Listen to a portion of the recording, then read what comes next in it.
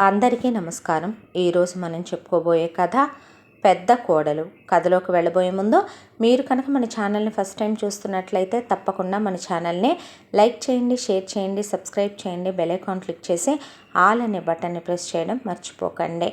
మీరు పెట్టే కమెంట్స్, మీరు పెట్టే లైక్స్, మీరు చేసే సబ్స్క్రిప్షన్ నిజంగా ఛానల్ని ఎంకరేజ్ చేస్తూ సపోర్ట్ చేస్తున్న మీ ప్రతి ఒక్కళ్ళకి కూడా ధన్యవాదాలు తెలియచేస్తున్నాను.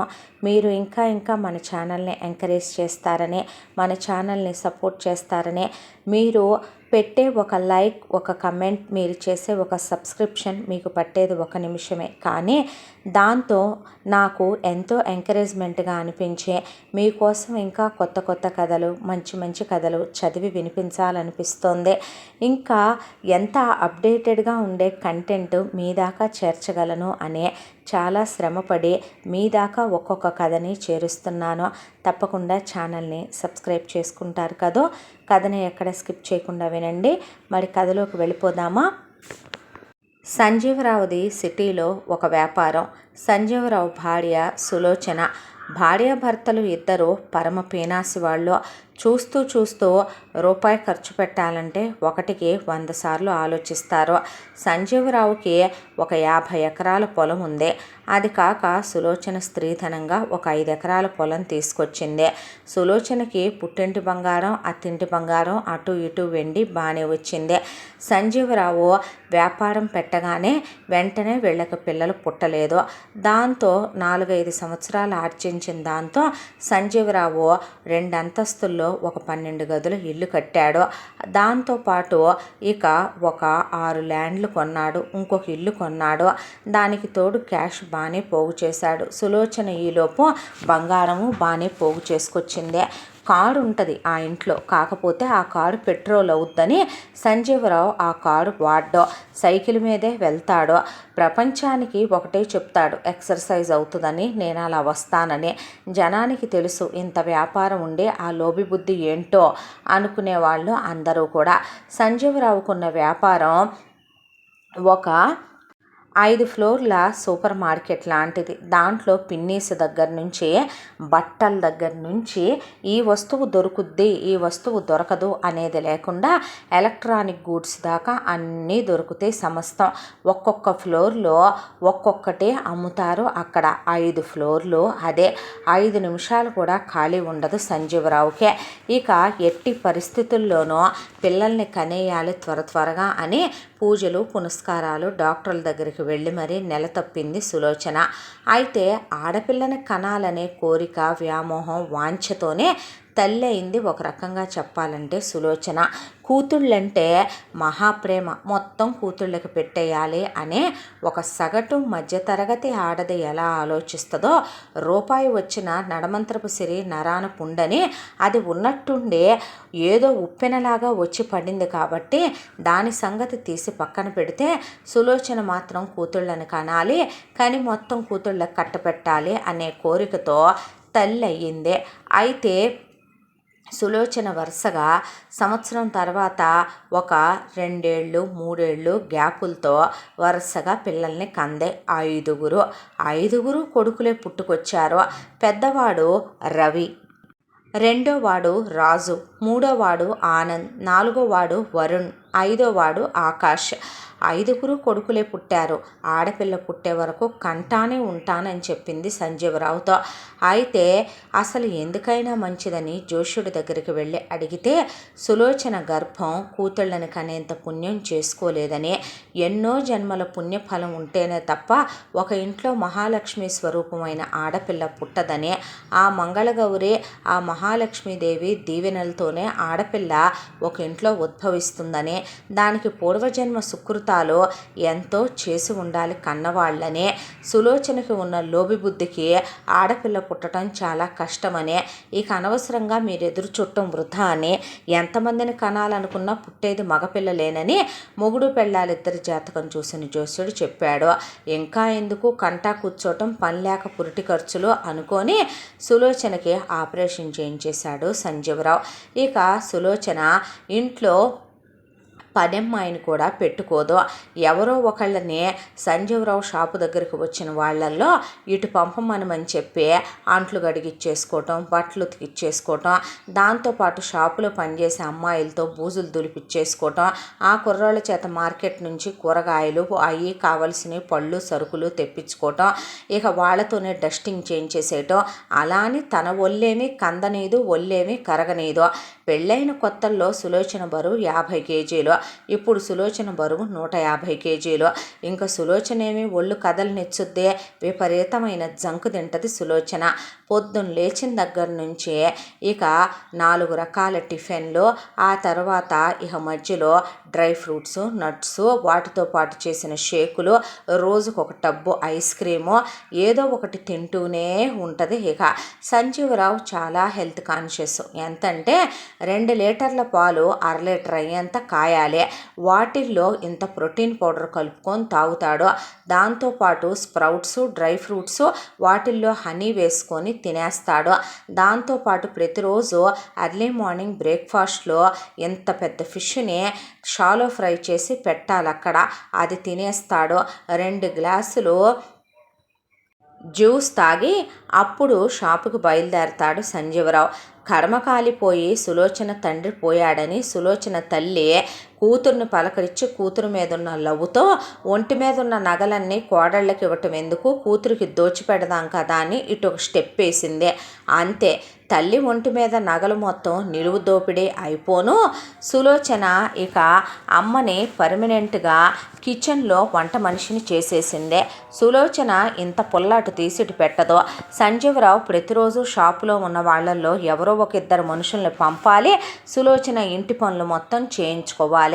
వంట పనికి అమ్మని వాడేయాలి. ఎవరో రాని రోజు ఆ ఇంటి పని కూడా ముసలావిడి మీదకు తోసేసి ఊరుకునేదే.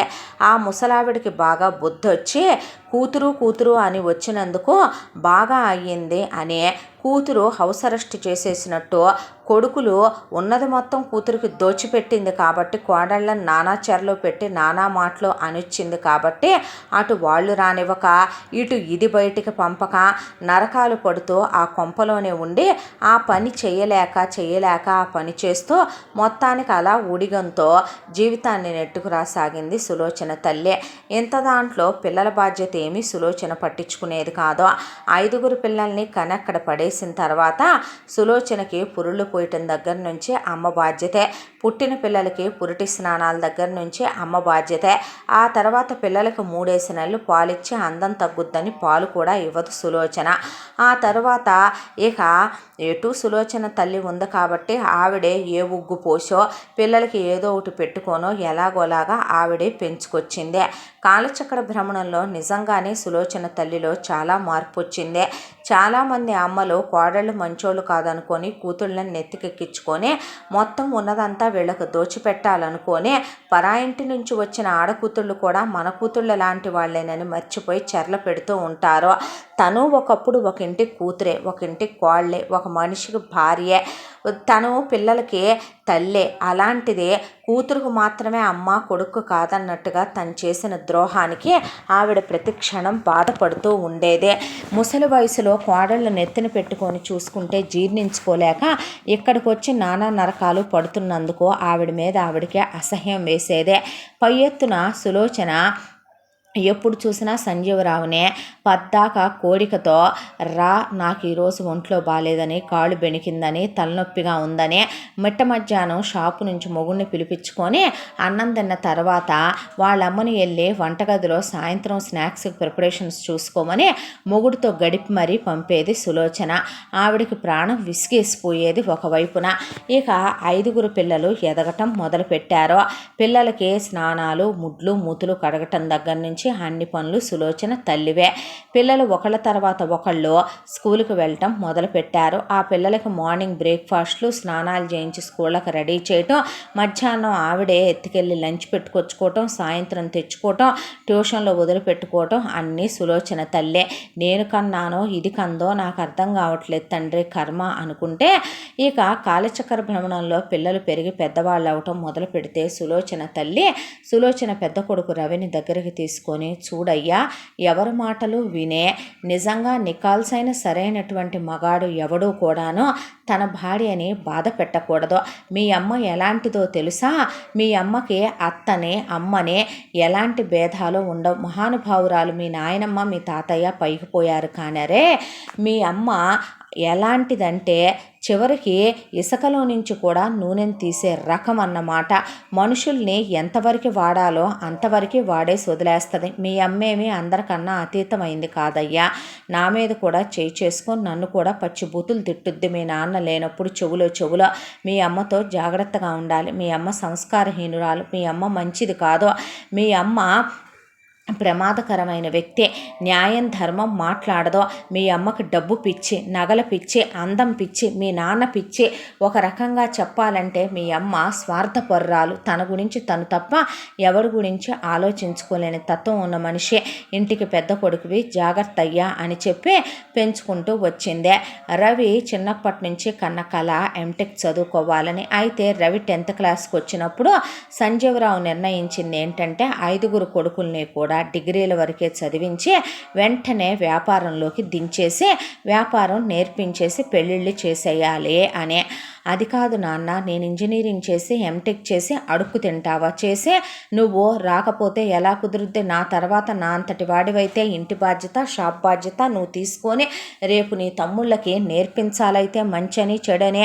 రానంటే ఎలా కుదురుద్ది పెద్దోడా అంటే, నాన్న చెప్పిన మాట విను, నాన్నకి ఎదురు చెప్పబాకు, ఏరా కన్నామని పెంచామని ఎదురు సమాధానాలు వస్తున్నాయా అనేసరికి సులోచన తల్లి, ఎందుకు నాన్న గొడవలో, పోయి చదువుకో, ఆ డిగ్రీ ఏదో అనేసింది ఆవిడ.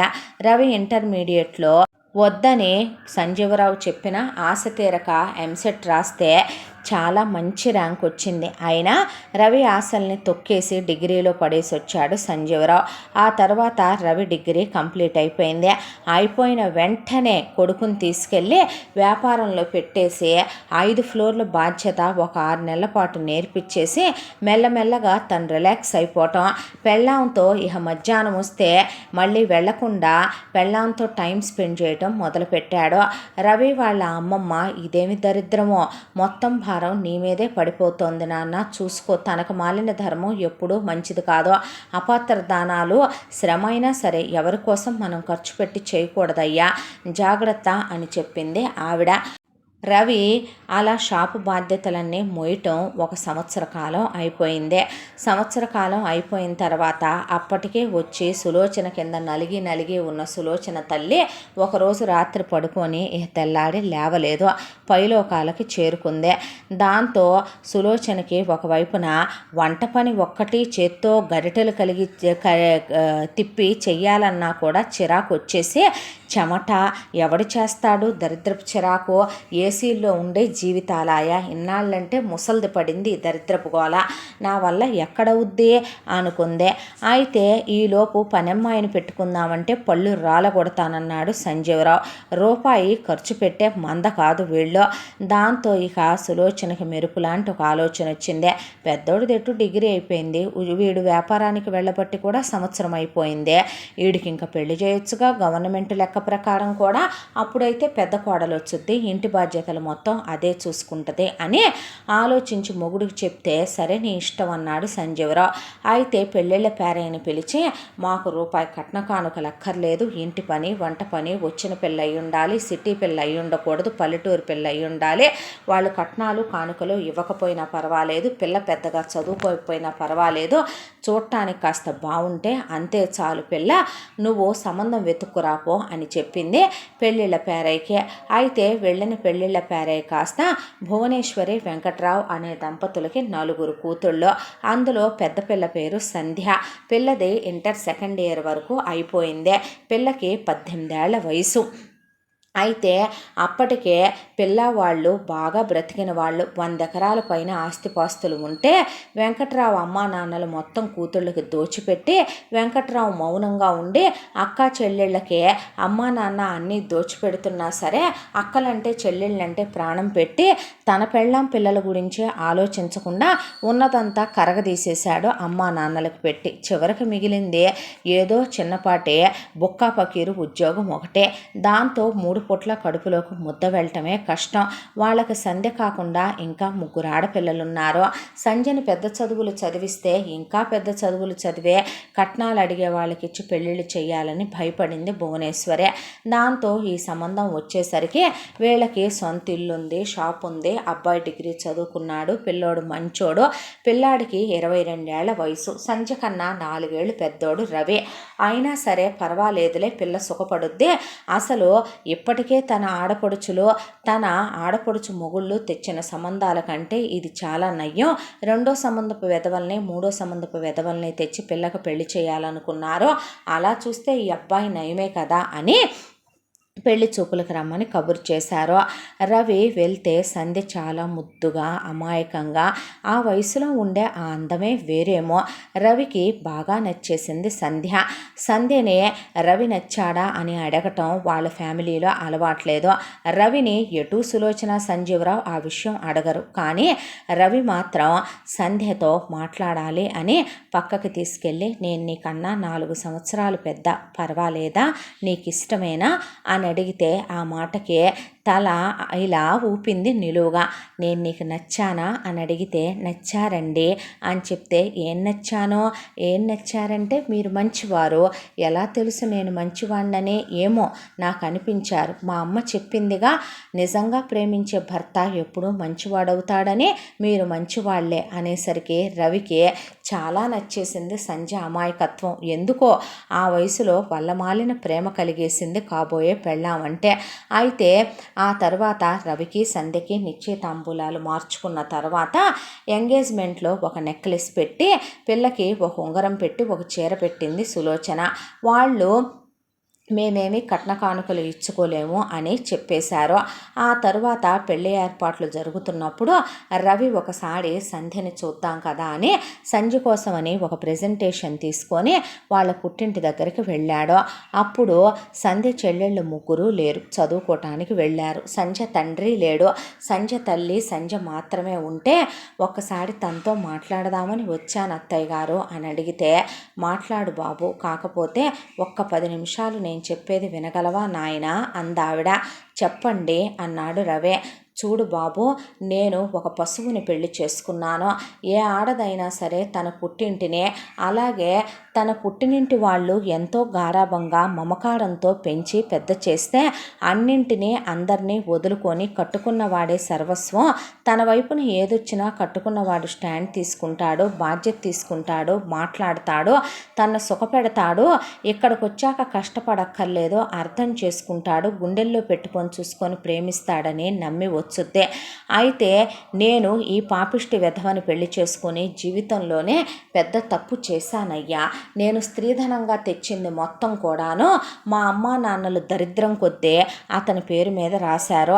వాళ్ళ అమ్మా నాన్నలు మేమేమి అడుక్కు తినేవాళ్ళం కాదు బాబు రవి. 100 ఎకరాల పొలం మా ఒక్కళ్ళ వాటాకి రావాలి. అయితే దాన్ని మొత్తం కరగేసేసి వెంకట్రావు కాకుండా వాళ్ళ అమ్మా నాన్నలకి అక్క చెల్లెళ్ళు ఇంకా అన్నదమ్ములు ఉన్నారు. వాళ్ళందరికీ వాటా పెట్టి ఇతనికి ₹1 కూడా పెట్టలేదు. పైపెచ్చు నన్ను కొట్టడం, తిట్టడం, చాకిరీ చాంచటం, దానికి తోడు నన్ను హింసలు పెట్టడం. మరొక వైపున 4 ఆడపిల్లలైపోయారు. పిల్లల్ని కని తీరాలని శాసనాలు చేశారు. తీరా పిల్లలు ఎక్కువొచ్చే నాటికే వాళ్ళ దారిన వాళ్ళు సచ్చి పైలోకాలకి చేరుకున్నారు. ఎదురు అప్పులు మిగిలినే. చివరికి ఉండే ఇల్లు కూడా అమ్మి ఆ అప్పులు తీర్చాడు ఈ దరిద్రుడు. 4 ఆడపిల్లల్ని పెట్టుకొని వీధిలో నుంచోవాల్సి వచ్చింది బాబు. ఏదో బుక్కా పకీరు ఉద్యోగం ఒకటి చేస్తాడు, ఇచ్చినప్పుడు జీతం ఇస్తాడు, లేనప్పుడు లేదు. ఎలాగోలాగా గుట్టుగా 3వ కంటికి తెలియకుండా మిషన్ కుట్టుకుంటూ పిల్లలకి ట్యూషన్ చెప్పుకుంటూ ఎలాగోలాగా పల్లెటూరు కాబట్టి నోటి మంచితనాన సంసారాన్ని ఎక్కతీసుకుంటూ వస్తున్నానయ్యా నేను. ఇంకా 3 ఆడపిల్లల బాధ్యత ఉంది నాకు. వాళ్ళ బ్రతుకులు ఎలా ఉంటాయనేదే నాకు భయంగానే ఉంది. నువ్వు మాత్రం సంధ్యని సంతోషంగా చూసుకుంటావు కదో. అది చిన్నపిల్ల, అమాయకురాలు. తెలిసి తెలియక ఏదైనా తప్పు చేస్తే కూర్చోబెట్టి చెప్పు రవే. గట్టిగా గదవాయించి కూడా మాట్లాడకయ్యా. నాకు సంధ్య అంటే చాలా ఇష్టం. ఎందుకో తెలుసా? అదే బంగారు తల్లే. మనసారా ఎవరినైనా సరే అర్థం చేసుకుని ప్రవర్తిస్తుంది. ఇది మంచి ఇది చెడు అని నువ్వు చెప్పినట్టే వింటదయ్యా. దయచేసి ఒక ఆడదానికి పెళ్ళైన తర్వాత భర్తే సర్వస్వం అనుకోవాలి తప్ప మోసే తాళి బరువనో మొహాన మొగుడు పెట్టిన సింధూరం ఎప్పుడు చెరిగిపోద్దో పేడ విరగడైపోద్దే. ఏ రోజు విధవనైతే గనక భగవంతుడు మనశ్శాంతిని ప్రసాదిస్తాడని నా బతుకులా అనుకునేంత మాత్రం దిగజారిపోకల్లుడు అని చెప్పింది రవికే. ఎప్పటికీ అలా జరగదు అత్తయ్య గారు, నేను మీకు ఆ భగవంతుడు సాక్షిగా మాటిస్తున్నాను. సంధ్యని గుండెల్లో పెట్టి చూసుకుంటాను అని చెప్పాడు రవి. ఆ తర్వాత తను తీసుకొచ్చిన ప్రెజెంటేషను సంధ్యకిచ్చి సంధ్యతో కాసేపు మాట్లాడతానంటే లోపలికి వెళ్ళి మాట్లాడుకోమని కాఫీ టిఫిన్లు ఇచ్చి ఆవిడ బయటికి వెళ్ళిపోయింది గుడికే. ఆ తర్వాత కాసేపు మాట్లాడి సంధ్యతో జాగ్రత్త అని చెప్పి రవి వెనక్కి తిరిగి వెళ్ళిపోయాడు. రవికి అప్పుడప్పుడే వస్తున్న వయసు. అప్పటి వరకు ఏ అమ్మాయిల్నే ప్రేమించి పెళ్లి చేసుకోవాలని కానీ లేదా జీవితాలు పంచుకోవాలి పడకల దాకా వెళ్ళాలని కానీ రవికి పొరపాటును కూడా సిగరెట్లు బీడీలు మందు ఇలాంటి చెడ్డ అలవాట్లు కానీ లేవు. చాలా మంచోడు. దానికి తోడు ఎందుకో సంధ్యని చూడంగానే సంధ్య నాది అనే ఫీలింగ్ ఏర్పడిపోయింది రవిలో. చిన్నప్పటి నుంచి సులోచన ఎప్పుడూ పిల్లల్ని దగ్గరికి తీకపోవటమో, సంజీవరావు ఏ రోజు కూడా బాధ్యతల గురించి తప్ప ఎప్పుడూ ప్రేమలు బంధాలు అనుబంధాలు బంధుత్వాల గురించి చెప్పకపోవటమో, అమ్మమ్మ చెప్పిన మాటల ప్రభావమో కానీ రవికి సంధ్య అంటే చాలా చాలా నచ్చేసింది. అత్తగారు చెప్పిన మాటలు బాగా వంట పట్టాయి రవికే. తన భార్య దృష్టిలో తనెప్పుడూ చచ్చినవాడిగా లెక్క పట్టకూడదని, ఎప్పటికీ తన భార్య మనసులో తను భర్తగా ఎప్పటికీ చాలా ప్రేమగా గుర్తుండిపోవాలి అనుకున్నాడు. ఆ తరువాత ఇక పెళ్లి ఏర్పాట్లు జరుగుతున్నప్పుడు రవికి గమనిక వచ్చింది. ఇప్పుడు తను పెద్దోడవుతున్నాడు, తనకి పెళ్ళి అవుతుందే, ఇంకా తను బాధ్యతలు తీసుకుంటున్నాడు కాబట్టి మంచి చెడు తెలుసుకోవాలి అనుకున్నాడు. ఎంగేజ్మెంట్లో సంధ్యకి వాళ్ళమ్మ పెట్టిన ఇక తులమున్నర నెక్లెస్, అరతులంలో పెట్టిన ఉంగరం చూస్తూనే ఉన్నాడు రవి. ఆ తర్వాత పెళ్లిలో పెట్టిన 3 తులాల హారం, అలాగే 1 తులన్నర తాళి గొలుసు, అలాగే 1 అరతులం నల్లబూసలు అన్నీ లెక్క చూస్తూనే ఉన్నాడు. ప్రధాన ఉంగరం అంతవరకు పెట్టి గాజులు పుట్టింటి వాళ్ళని పెట్టుకోమంటే భువనేశ్వరి చేతులకున్న గాజులు తీసి ఇవ్వబోతే రవి ఇవ్వనివ్వలేదు. అలా సంధ్యకి రవికి సింపుల్గానే పెళ్లి చేసేసింది సులోచన. అయిపోయాక సంధ్య కోడలుగా అడుగుపెట్టింది.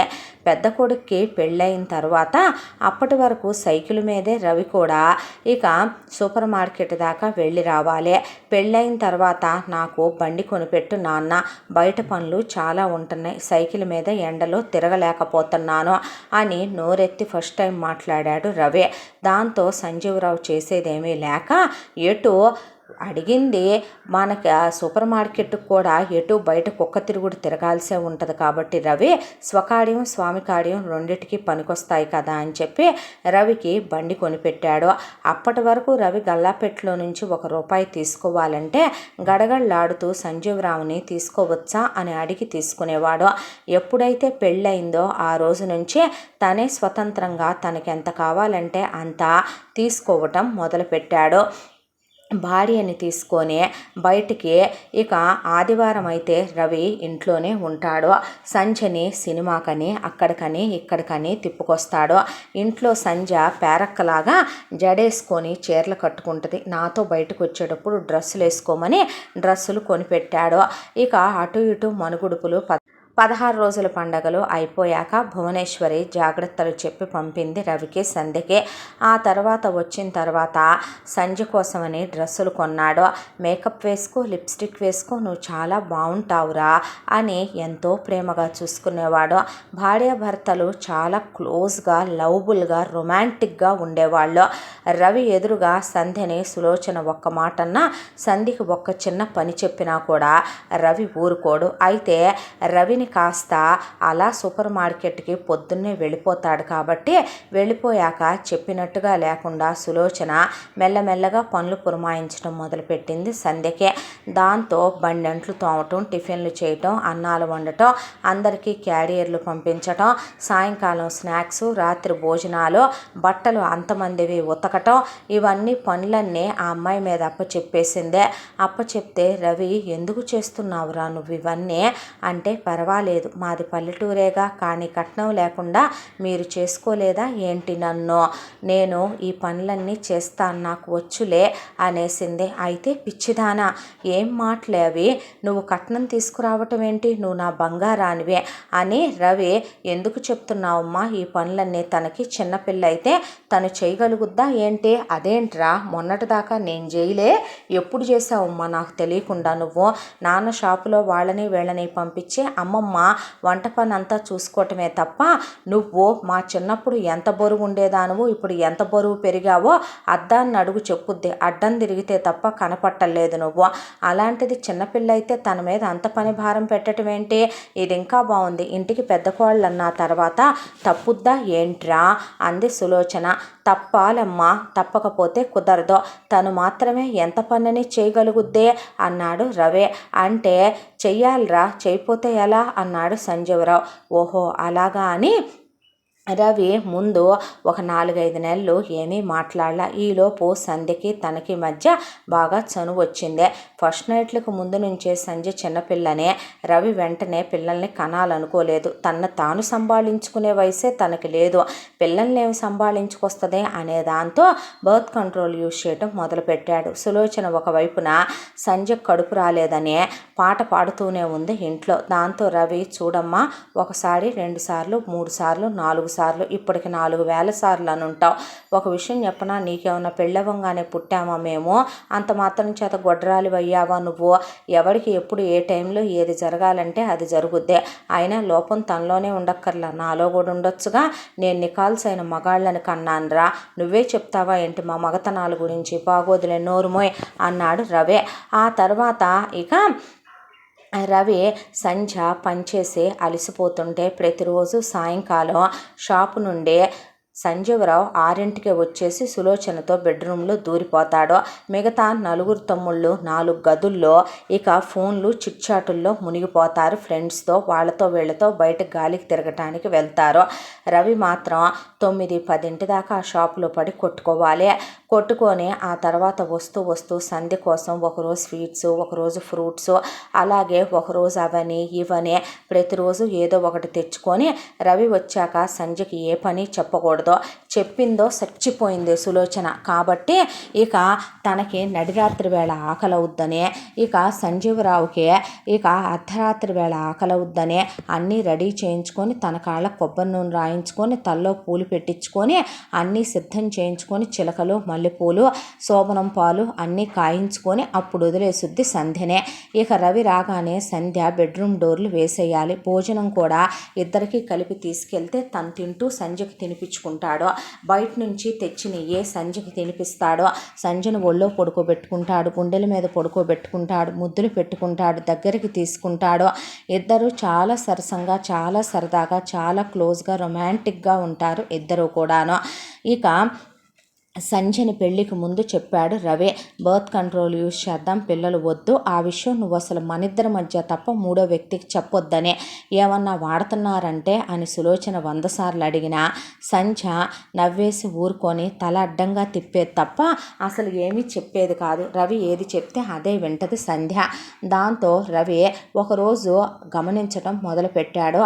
ఇంట్లో అంతమంది అంట్లు తోమటం, అంతమందికి వంటలు చేయటం, అంతమంది బట్టలు ఉతకటం, గంజులు పెట్టడం, ఇస్త్రీలు చేయటం, దానికి తోడు ఇంటెడు పని, ఇల్లు ఉడవటాలు, తడిగుడ్డలు పెట్టటాలు, డస్ట్ అలర్జీలు ఉన్నాయని వీళ్ళు ముక్కులకు మాస్కులు వేసి కూర్చుంటే తను దులిపి తుమ్మటాలు, తనకు సైనసైటిస్ ప్రాబ్లం ఉంది, తనతో ఇక ఊపిరాడకుండా దగ్గి తుమ్ముతూనే ఉండేది సంధ్య రాత్రంతా కూడా. దాంతో ఒక డెసిషన్ తీసుకున్నాడు.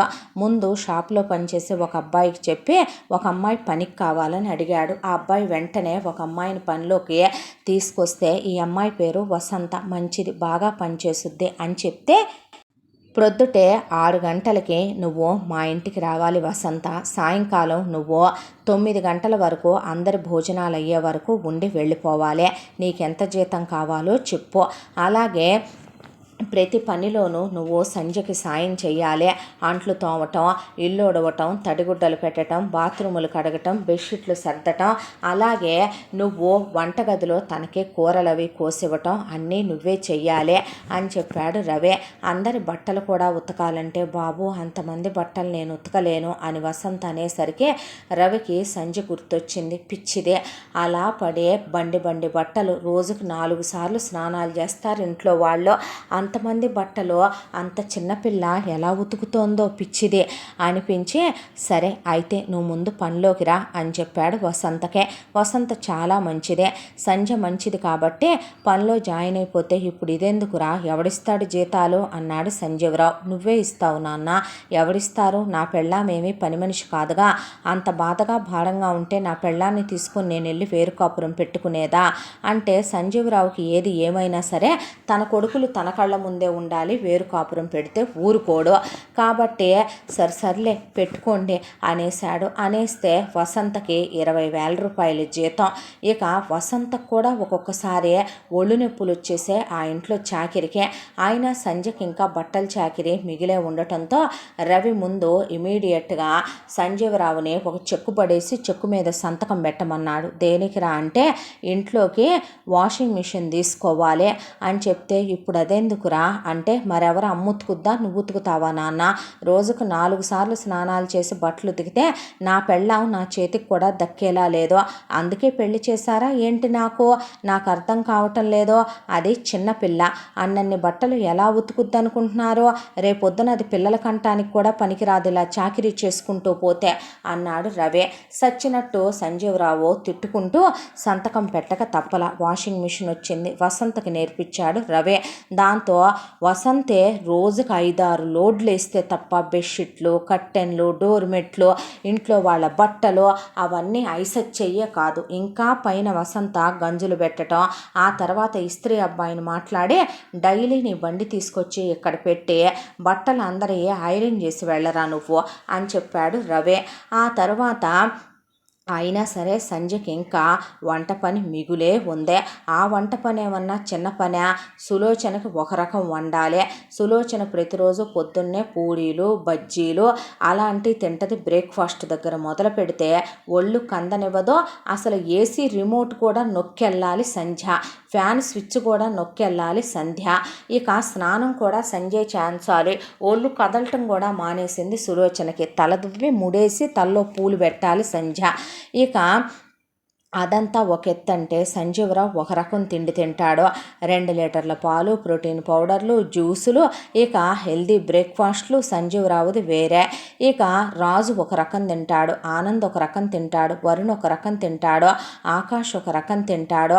రవి కోసం వేరే వండితే వద్దురా నేను ఏదైనా తింటాను అని చెప్తే, అలా ఎందుకు, నీకు నచ్చిందే తిందుగాన్లే అని నచ్చిందే వండేది మొగుడు కోసం.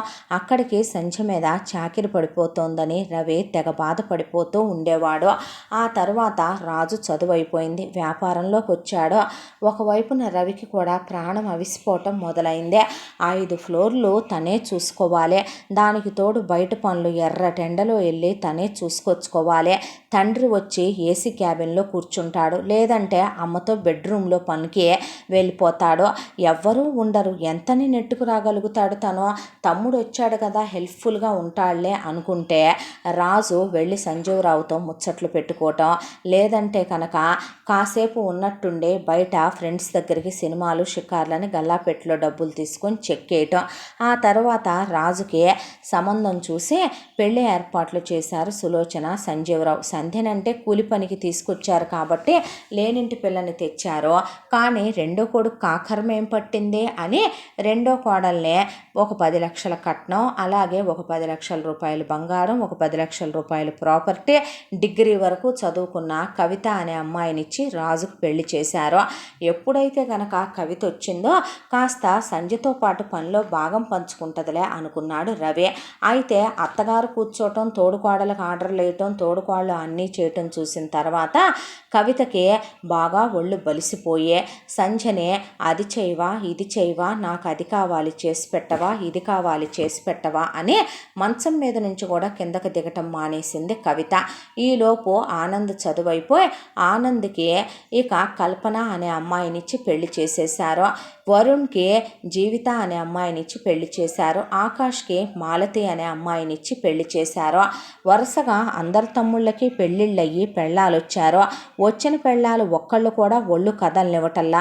తల్లిని చూసి కవిత, కవితని చూసి కల్పన, కవితని కల్పనని తల్లిని చూసి జీవిత, వీళ్ళ నలుగురిని చూసి మాలతే. అందరూ కలిసి చాకిరంతా సంధ్య మీద తోసేస్తే పనమ్మాయే మనుషులో దున్నపోతులో తినటం కూర్చోటం మంచాల మీద.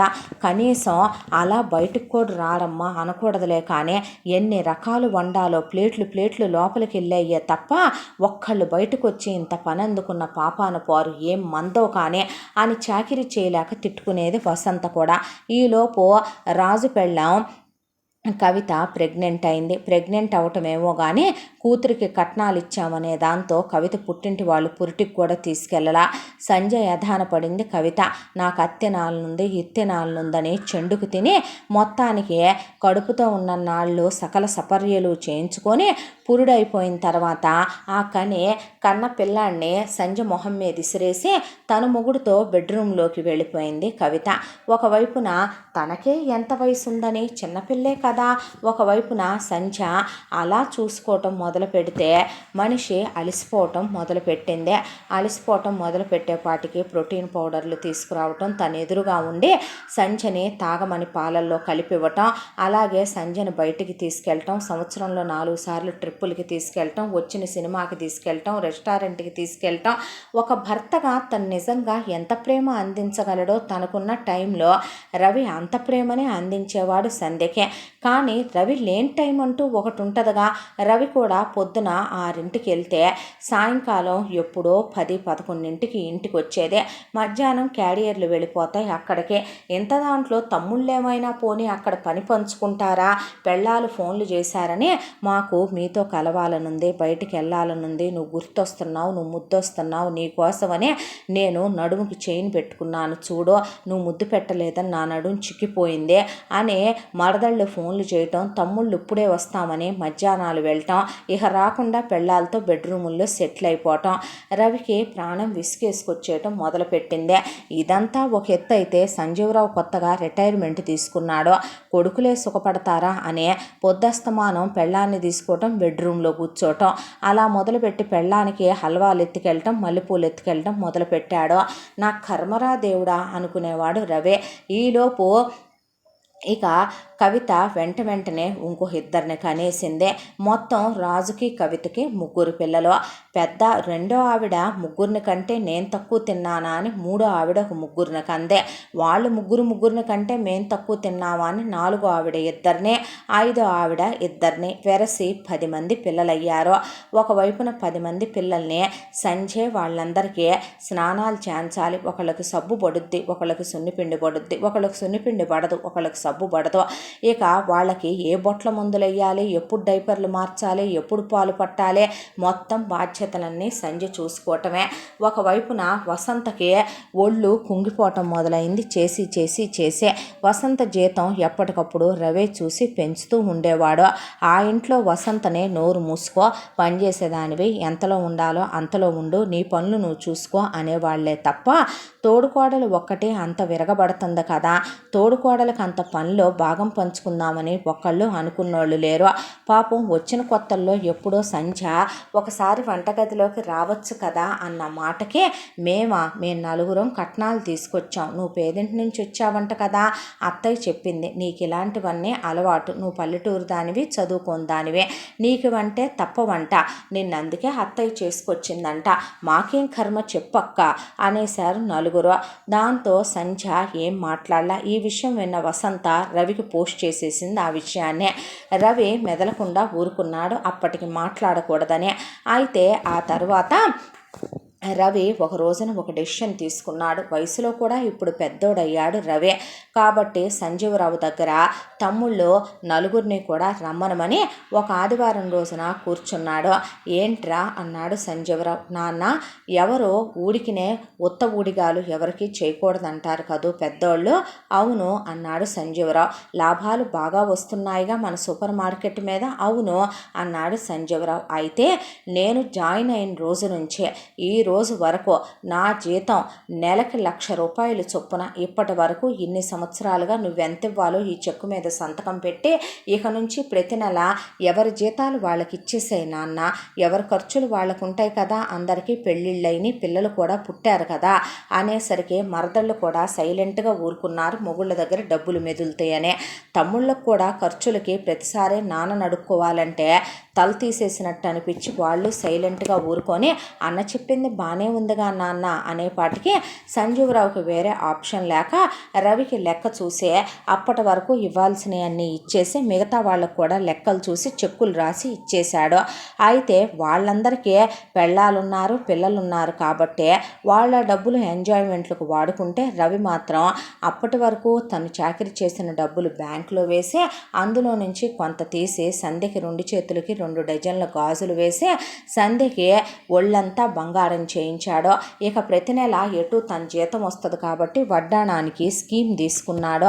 సంధ్య ఈ వేసుకొని నేను బయటికి వెళ్ళొచ్చా అని అడిగితే, ఎవరికి భయపడాలిరా బంగారం, నువ్వు నీ మొగుడు కష్టార్జితంతో నీ మొగుడు సంపాదనతో పొద్దున్నుంచి సాయంత్రం దాకా నుంచొని నీ మొగుడు సంపాదించిన వాడి కష్టార్జితం రాదే, ఎవరు అడుగుతారు నిన్ను? ఒకవేళ ఇంకా ఏం కొన్నాడు, ఇంకా ఏం చేయించాడంటే నవ్వే సూరుకో, అంతకన్నా ఏం చెప్పకు అన్నాడు రవి. సరేనంది సంధ్య. సంధ్యను దగ్గరికి తీసుకొని ముద్దు పెట్టుకొని మరి నేను వెళ్ళిరానా అని రవి వెళ్ళిపోయాడు. ఆ తరువాత సులోచనకి షష్ఠి పూర్తి చేసుకోవాలనే కోరిక కలిగింది. దాంతో మొగుణ్ణి గిల్లితే చిన్న పిల్లాడిలాగా పెళ్ళాం అడిగేసరికి పొడుచు పిల్లాడిలాగా కాదనలేక సరే అన్నాడు సంజీవరావు. ఏర్పాట్లన్నీ రవినెత్తిన సంజయనెత్తిన పడిపోయినాయి. వచ్చే చుట్టాలు వెళ్ళే చుట్టాలు, ఒకవైపున సులోచన పెళ్లి కూతురు చేయటం, అందరికీ బట్టలు పెట్టడం, తాంబూలాలు ఇవ్వటం, కళ్యాణ మండపం, ఒకవైపున భోజనాలు, మెనూలు, అవన్నీ చూసుకుంటూ మొగుడు పెళ్ళానికి అసలు ఖాళీ లేదు. అంత దాంట్లో కూడా తమ్ముళ్ళు పెళ్ళాలు ఎంజాయ్ చేస్తుంటే ఒకవైపున తమ్ముడు పిల్లల్ని చూసుకుంటూ మరొక వైపున వసంతం చూసుకోమని అప్పచెప్పి సంధ్య తిరుగుతూనే ఉంది 5 నిమిషాలు ఖాళీగా లేకుండా. ఇంత దాంట్లో వచ్చిన అమ్మలక్కల్లో కొంతమంది కూర్చొని నీ పనే హాయే సులోచన, చక్కగా కూతుళ్ళు లేరమ్మా, 5 కొడుకులే, 5 కోడళ్ళని తెచ్చి హాయిగా ఇంట్లో పెట్టుకున్నావు, ప్రశాంతమైన జీవితం. నా సుఖానికి నా వైభోగానికి ఏం తక్కువ?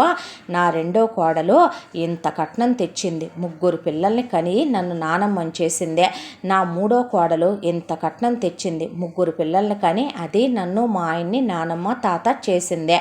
ఇక 4వది ఇంత కట్నం తెచ్చిందే, 5వది ఇంత కట్నం తెచ్చింది. 2 పిల్లల్ని కన్నారు. ఎంతైనా చదువుకున్న వాళ్ళు, పట్టణంలో పుట్టి పెరిగిన వాళ్ళు, వాళ్ళకే అనే పెద్దావిడే ఏమీ తీసుకురాకుండా చేతులు ఊపుకుంటూ వచ్చిందే. పెద్దావిడికే అక్షర జ్ఞానం లేదు, పెద్దావిడికే ఏ ప్రపంచం తెలియదు, పెద్దావిడే గొడ్రాలైపోయి ఇప్పుడు దాకా పిల్లలు పుట్టలేదు అన్న మాటకి అక్కడే ఉన్న రవికి ఒళ్ళు మండిపోయి చేతిలో ఉన్న లెక్కలు రాస్తున్న ప్యాడు నేలకేసి కొట్టాడు. దాంతో వచ్చిన వాళ్ళంతా హడలిపోయేపాటికి ఎక్కడ వాళ్ళు అక్కడ నిలబడిపోతే మళ్ళీ అనమ్మా అదే మాట అన్నాడు సులోచననే. నేనేం తప్పుగా మాట్లాడానురా? తప్పున్నారా నువ్వు మాట్లాడిన మాట? వాళ్ళ 4 కన్నావా? వాళ్ళ 4 పెళ్ళాలే నీ కోడళ్ళా? వాళ్ళ 4 పిల్లలే నీ మనవళ్ళు మనవరాళ్ళ? నన్ను నువ్వు కనలేదా? ఎందుకు కనలేదురా? నువ్వు నా పెద్ద కొడుకు అయితే మరే సంజయ్ ఏమవుద్ది నీకు? నా కోడలు. అలాంటప్పుడు వాళ్ళ 4 గురించి చెప్పావు, సంజయ్ గురించి చెప్పవే. సంజయ్ ఇంటర్ చదువుకుంది కదమ్మా, సంజయ్ మీద ఇంటి చాకిరంతా వదిలేసి అది వచ్చినప్పటి నుంచి దాంతో నువ్వు చాకిరి చేయించుకుంటూనే చూస్తూనే ఉన్నావు కదా, నేనేమి కాదన్నది లేదు కదా. నేను పని మనిషిని పెట్టేంత వరకు, నాకు ఆలోచించే జ్ఞానం వయసు వచ్చేంత వరకు మీ మొగుడు పెళ్ళాలు పెట్టలేదు కదా. నేను నా పెళ్ళాం ఇప్పటికీ వంట చేసి మీ అందరినీ మేపుతుంటే ఊరుకుంటున్నాను కదా. 150 కిలోలు ఉండే నువ్వు 164 కిలోలకి చేరుకొని నిన్నే నలుగురు మూసుకొచ్చేంత పెరిగావు కదమ్మా నువ్వు.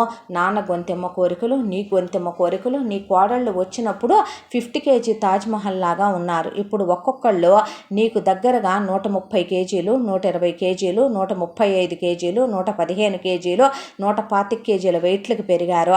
మరి ఎవడి పిల్లల్ని వాడు చూసుకుంటూ ఎవడి పనులు వాడు చేసుకుంటేనే ఇంత పెరిగారా? మరి ఇంటర్మీడియట్ చదువుకున్న నా పెళ్ళామే నీ మిగతా మనవళ్ళు మనవరాళ్ళే చుచ్చో చిచ్చో చిచ్చిచ్చు అని నువ్వంటే మరి నిద్రాహారాలు మాని డైపర్లు మార్చిన దగ్గర నుంచే కనీసం ఒక్కమ్మ తన పిల్లల్ని చూసుకోపోతే మొత్తం బాధ్యతలన్నీ మరి నా పెళ్ళామే చూసుకుంటుండగా ఇక్కడ చాలామందికి నోళ్ళు పడిపోయాయే. మా తోడుకోడలు మేము చదువుకున్నా, మేము కట్నాలు తెచ్చినా మా తోడుకోడలు అంతకు మించిన చాకిరీ చేసుద్ది, అంతకు మించి మా ఇంట్లో వాళ్ళందరినీ తన సొంత మనుషుల్లా చూసుకుంటుందనే ఒక్కళ్ళు మాట్లాడలేదే నీ కొడుకులు కోడళ్ళు. నేను వేరు కాపురం వెళ్ళిపోతే దరిద్రం వదిలిపోద్ది ఈ కొంపలో నుంచే, ముదరష్టపు కొంప. ఒకవైపున అక్కడ అంతే సూపర్ మార్కెట్లో పొద్దున్న నుంచి సాయంత్రం దాకా నుంచొని చాకిరీ చేసినోడిని చేసినట్టే ఉండాలి. ఎవడికి వాడు మధ్యాహ్నాలు రావటం, పడగదుల్లో దూరిపోవటం, దుప్పట్లో మళ్ళీ తిరిగి రాని కూడా రాడో. అది 25 ఏళ్ళున్నోడి దగ్గర నుంచి 60 ఏళ్ళున్నోడి దాకా అదే అవలంబిస్తున్నారు. మరి నాకు పెళ్ళయింది, నాకు పెళ్ళా ఉంది, నాకు కలలు కోరికలు ఆశలు ఉంటాయి, మా బతుకులకు అవేమీ ఉండకూడదు అనేపాటికి అదేంట్రా అలా మాట్లాడతావు అంది సులోచన. పెద్దదాని వారు ఊరుకుంటున్నానమ్మా, నిన్న అదే గొడ్రాలు అంటే తలెక్కడ పెట్టుకుంటావు, ఇంకొకసారి ఇలాంటి మాటలు మాట్లాడితే మర్యాదగా ఉండదు నీకు అన్నాడు రవి. ఏంటి నాన్న చూస్తూ ఊరుకుంటావు? ఓ ఇప్పుడు నువ్వు పడుచు పిల్లాడివి కదో, ముడిసిపోయి మెలికలు తిరుగుతున్నట్టు ఉన్నావు కదా. 60 ఏళ్ల పెళ్లి కొడుకువి నువ్వు, సిగ్గుండాలి కొద్దిగా కాకపోతే కొద్దిగా అయినా. చేసేది ఒకళ్ళు, కూర్చొని తినేది 10 మంది. చీ వెదవ బతుకు అని అక్కడి నుంచి రవి సంధ్యను తీసుకొని వెళ్ళిపోతే రగిలిపోయిన తోడుకోడళ్ళు నలుగురు లేచి రవి మీద మాటకు మాట చెప్పటానికి ఇంతంత వెయిట్లు పెరిగారు, పిల్లల్ని గాలి వదిలేశారన్న మాటకి లేచి నుంచున్నారు తగాదా వేసుకుందామని. అయితే రాజు, ఆనంద్, వరుణ్, ఆకాష్ పెళ్ళాల చేతులు గట్టిగా పట్టుకొని పెళ్ళాలను కూర్చోబెట్టేసి అన్నయ్యకి ఎదురు చెప్తే అన్నయ్య ఊరుకుంటాడనుకుంటున్నారా? వాడి పేరేంటో తెలుసుగా, రవి, మండే సూర్యుడు వాడు, వాడి జోలికి వెళ్ళొద్దు, మేమే మరంత చేతగాని వాళ్ళం అన్నారు పెళ్ళాలో. ఎందుకే గొడవలు, నోరు మూసుకొని ఊరుకోండి అనేశారు ఇక రవి తమ్ముళ్ళు నలుగురు. ఆ తరువాత రవి గమనిస్తూనే ఉన్నాడు. ఎవరికి వాళ్ళు విసుగులు, ఏసడింపులు, చిరాకులు, చికాకులు ప్రదర్శించటాలు ఇవన్నీ ఒకవైపు నుంచి చూస్తూనే ఉన్నాడు రవి.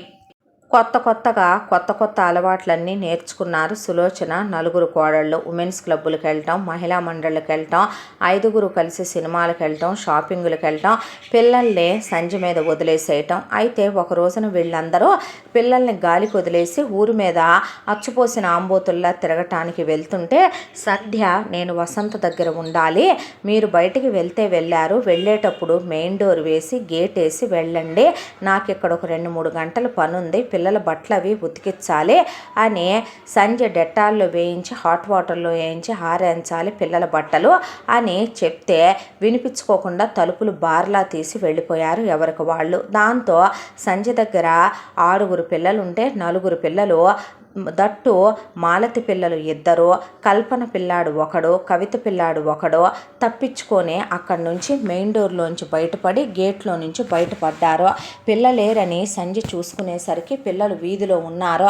పరిగెత్తుకుంటూ వెళ్ళేసరికి లారీ అడ్డొచ్చిందే. సంజ పిల్లల్ని లాగేసేపాటికి సంజ చెయ్యంతా చీరుకుపోయి రక్తం కారటం మొదలైందే. వసంత పాడు పిల్లలు అమ్మలకు తగ్గట్టే ఉన్నారు అనకూడదులే కానీ అని చిచ్చి ఏం పెంపకాలు ఏం కథో కానీ సంజమ్మ రక్తం కాడిపోతుంది, రమ్మను మనం తీసుకెళ్ళి పసుపు పెడితే పెద్దబాబుకు తెలియాలి, యుద్ధాలు జరిగిపోతాయి ఇప్పుడు అంది వసంత. ఆయనకి చెప్పకు అని సంధ్య బ్లౌజ్ మార్చుకొని వేరే బ్లౌజ్ వేసుకొని మళ్ళీ చీర కట్టుకుందే. ఈ జరిగిన సంఘటనకి అదురుపోయే మాలతి పిల్లలిద్దరికీ జ్వరం వచ్చిందే. దాంతో వీళ్ళు ఊరి మీద గాలికి తిరిగి కొంపకు చేరారు. సాయంత్రానికి చేరిన తర్వాత పిల్లలకి ఏమైంది అని అడిగింది మాలతే. పిల్లలకి జ్వరం వచ్చింది వచ్చింది. బయటికి వెళ్ళేటప్పుడు నేనేం చెప్పాను, తలుపులేసి వెళ్ళమన్నానా? కొద్దిగా ఉంటే పిల్లలు లారీ కింద పడుదురు, నేను వెళ్ళాను కాబట్టి సరిపోయింది, మరేనమ్మా సంజమ్మ చేతికి దెబ్బ కూడా తగిలింది అని వసంత అని, తలుపులేసి వెళ్ళకూడదా పెద్దమ్మగారు అని సులోచన అంటే, పని మనిషిలాగా ఉండవే, అడుక్కు తినే దాంతో కూడా మేము ఉచిత సలహాలు తీసుకోవాల్సి వస్తుంది అంది సులోచన. ఈలోగా సంధ్య ఇక పిల్లాడికి తడిగుడ్డ పెడుతుంటే, లే పో అవతలకే, మా పిల్లల్ని మేము చూసుకోగలములే అంది మాలతి. ఎందుకంత యాస్టతగా మాట్లాడతావు మాలతి అని సంధ్య అంటే, మాలతితో పాటు మిగతా తోడుకోడళ్ళు కూడా అక్కడికి వస్తే సులోచన ఏమీ ఎరగనట్టు టీవీ సౌండ్ పెట్టుకొని వేయించిన జీడిపప్పు ఫ్రూట్ జ్యూసు పెట్టుకొని టీవీ చూస్తూ కూర్చుంది హై వాల్యూమ్లో.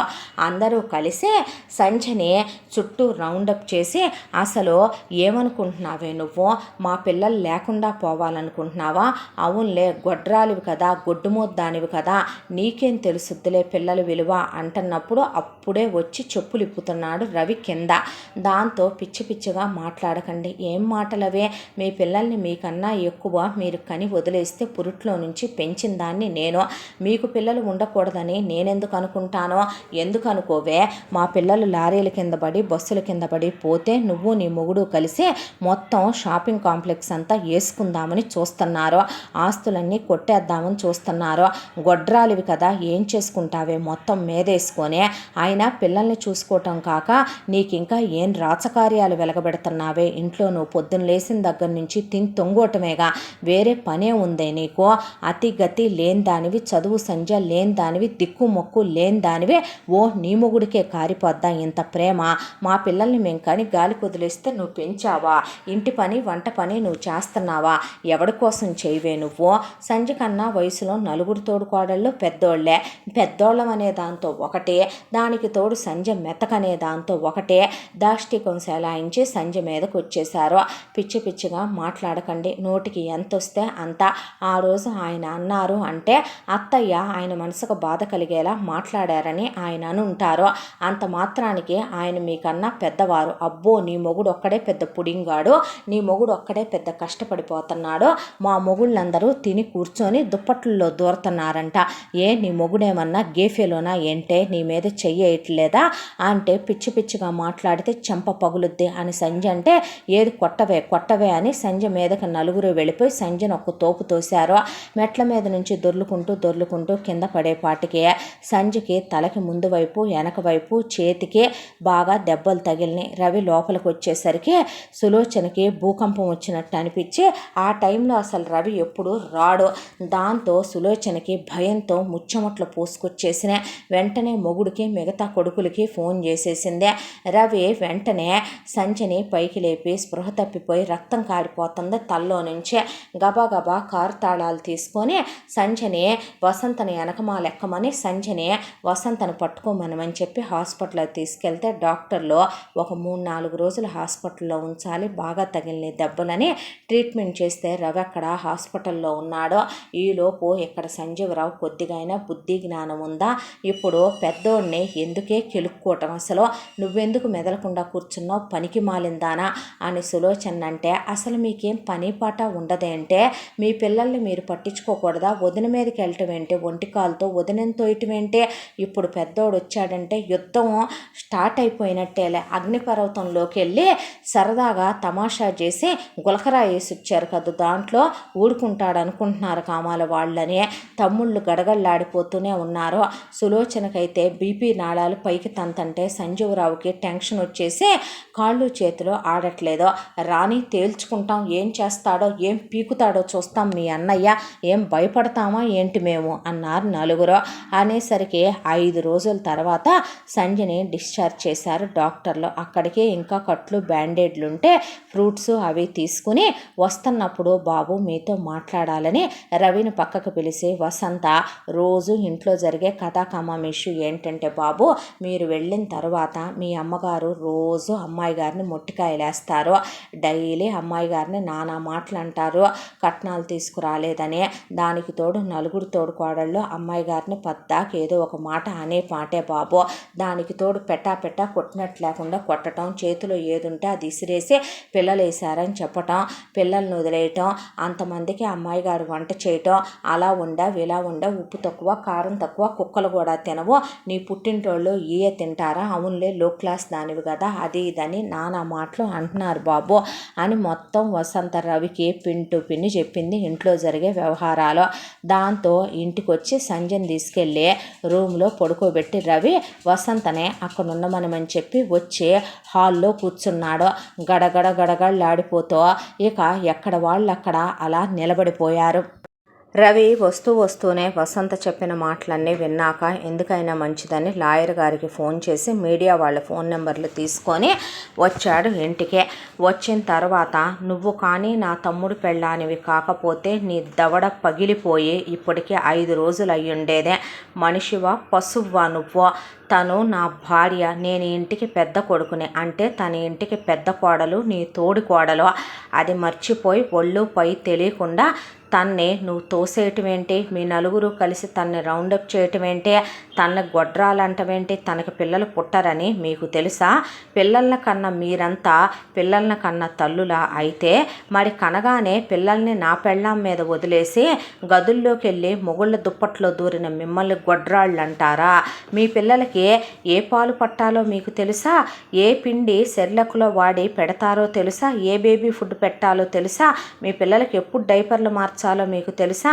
మీ పిల్లల్లో ఎవరికి సున్నిపిండి పడుద్ది, సోప్ పడుద్దో మీకు తెలుసా? మీ అమ్మా నాన్నలు వచ్చి, మీ వాళ్ళు వచ్చి నా పెళ్ళాన్ని నానా మాటలు అని బుజ్జి, చిట్టి, చిన్ను, చిచ్చు అని వెళ్ళటం. మా అమ్మ వాళ్ళు వచ్చారు, మా అక్క వాళ్ళు వచ్చారు, మా అన్నయ్య వాళ్ళు వచ్చారు, మా చెల్లెళ్ళు వచ్చారని నా పెళ్ళాన్ని చేత వంటలు చేయించి ఊడిగాలు చేయించి వాళ్ళకి పెట్టి పంపించుకోవటం. అసలు నువ్వేంటమ్మా అంతా జరుగుతుంటే తమాషా చూస్తూ కూర్చున్నావే? అవునులే, నీ కూతురు కాదు కదా నా పెళ్ళాం, నువ్వేంటే 5గురిని కన్నా గొడ్రాల్లా తయారయ్యావు అని అడిగాడు రవి. అడిగిన తర్వాత నీ పెళ్ళాం ఏ తప్పు చేయకుండానే అన్నామా మేము? ఏం తప్పు చేసింది తను? తన తప్పులు ఎంచేంత అర్హతలో మీలో ఎవరికున్నాయి అసలు అన్నాడు రవి. ఎందుకు ఎంచకూడదు? మేము చదువుకున్నాం, మేము కట్నాలు తెచ్చాం, మేము ఆస్తిపరులైన కుటుంబాల నుంచి వచ్చాం, సిటీల్లో పుట్టి పెరిగాం, మాకేమీ కూలి పనులు పాచి పనులు చేయాల్సిన అవసరం లేదే. నీ పెళ్ళాం పల్లెటూరు బయతు, నీ పెళ్ళాం చదువులేందే, నీ పెళ్ళాం ఏమన్నా కట్నం తెచ్చిందా ఏంటి? నీకు నీ పెళ్ళాం అంటే ఉన్న మోజు కాబట్టి నువ్వు నీ పెళ్ళానికి అవి ఇవి అని చేయించుకున్నావు, కానీ నీ అత్తారింటి దగ్గర నుంచి ఏమన్నా తెచ్చిందా ఏంటి? అంత ఇదైపోతున్నావు. నీ పెళ్ళానికి పిల్లలు పుట్టనమాట అబద్ధమా? నీ పెళ్ళాం గొడ్రాలనే మాట అబద్ధమా? అలాంటిదే మేము నువ్వు మా మొగుళ్ళనంటే లేనిది నిన్ను గేఫెలో అంటే తప్పేంటంట అన్న మాటకి రవి లేచి నుంచొని తమ్ముళ్ళని వాయిస్తే ఒక్కొక్కళ్ళకి దవడలు వాసిపోయినాయి.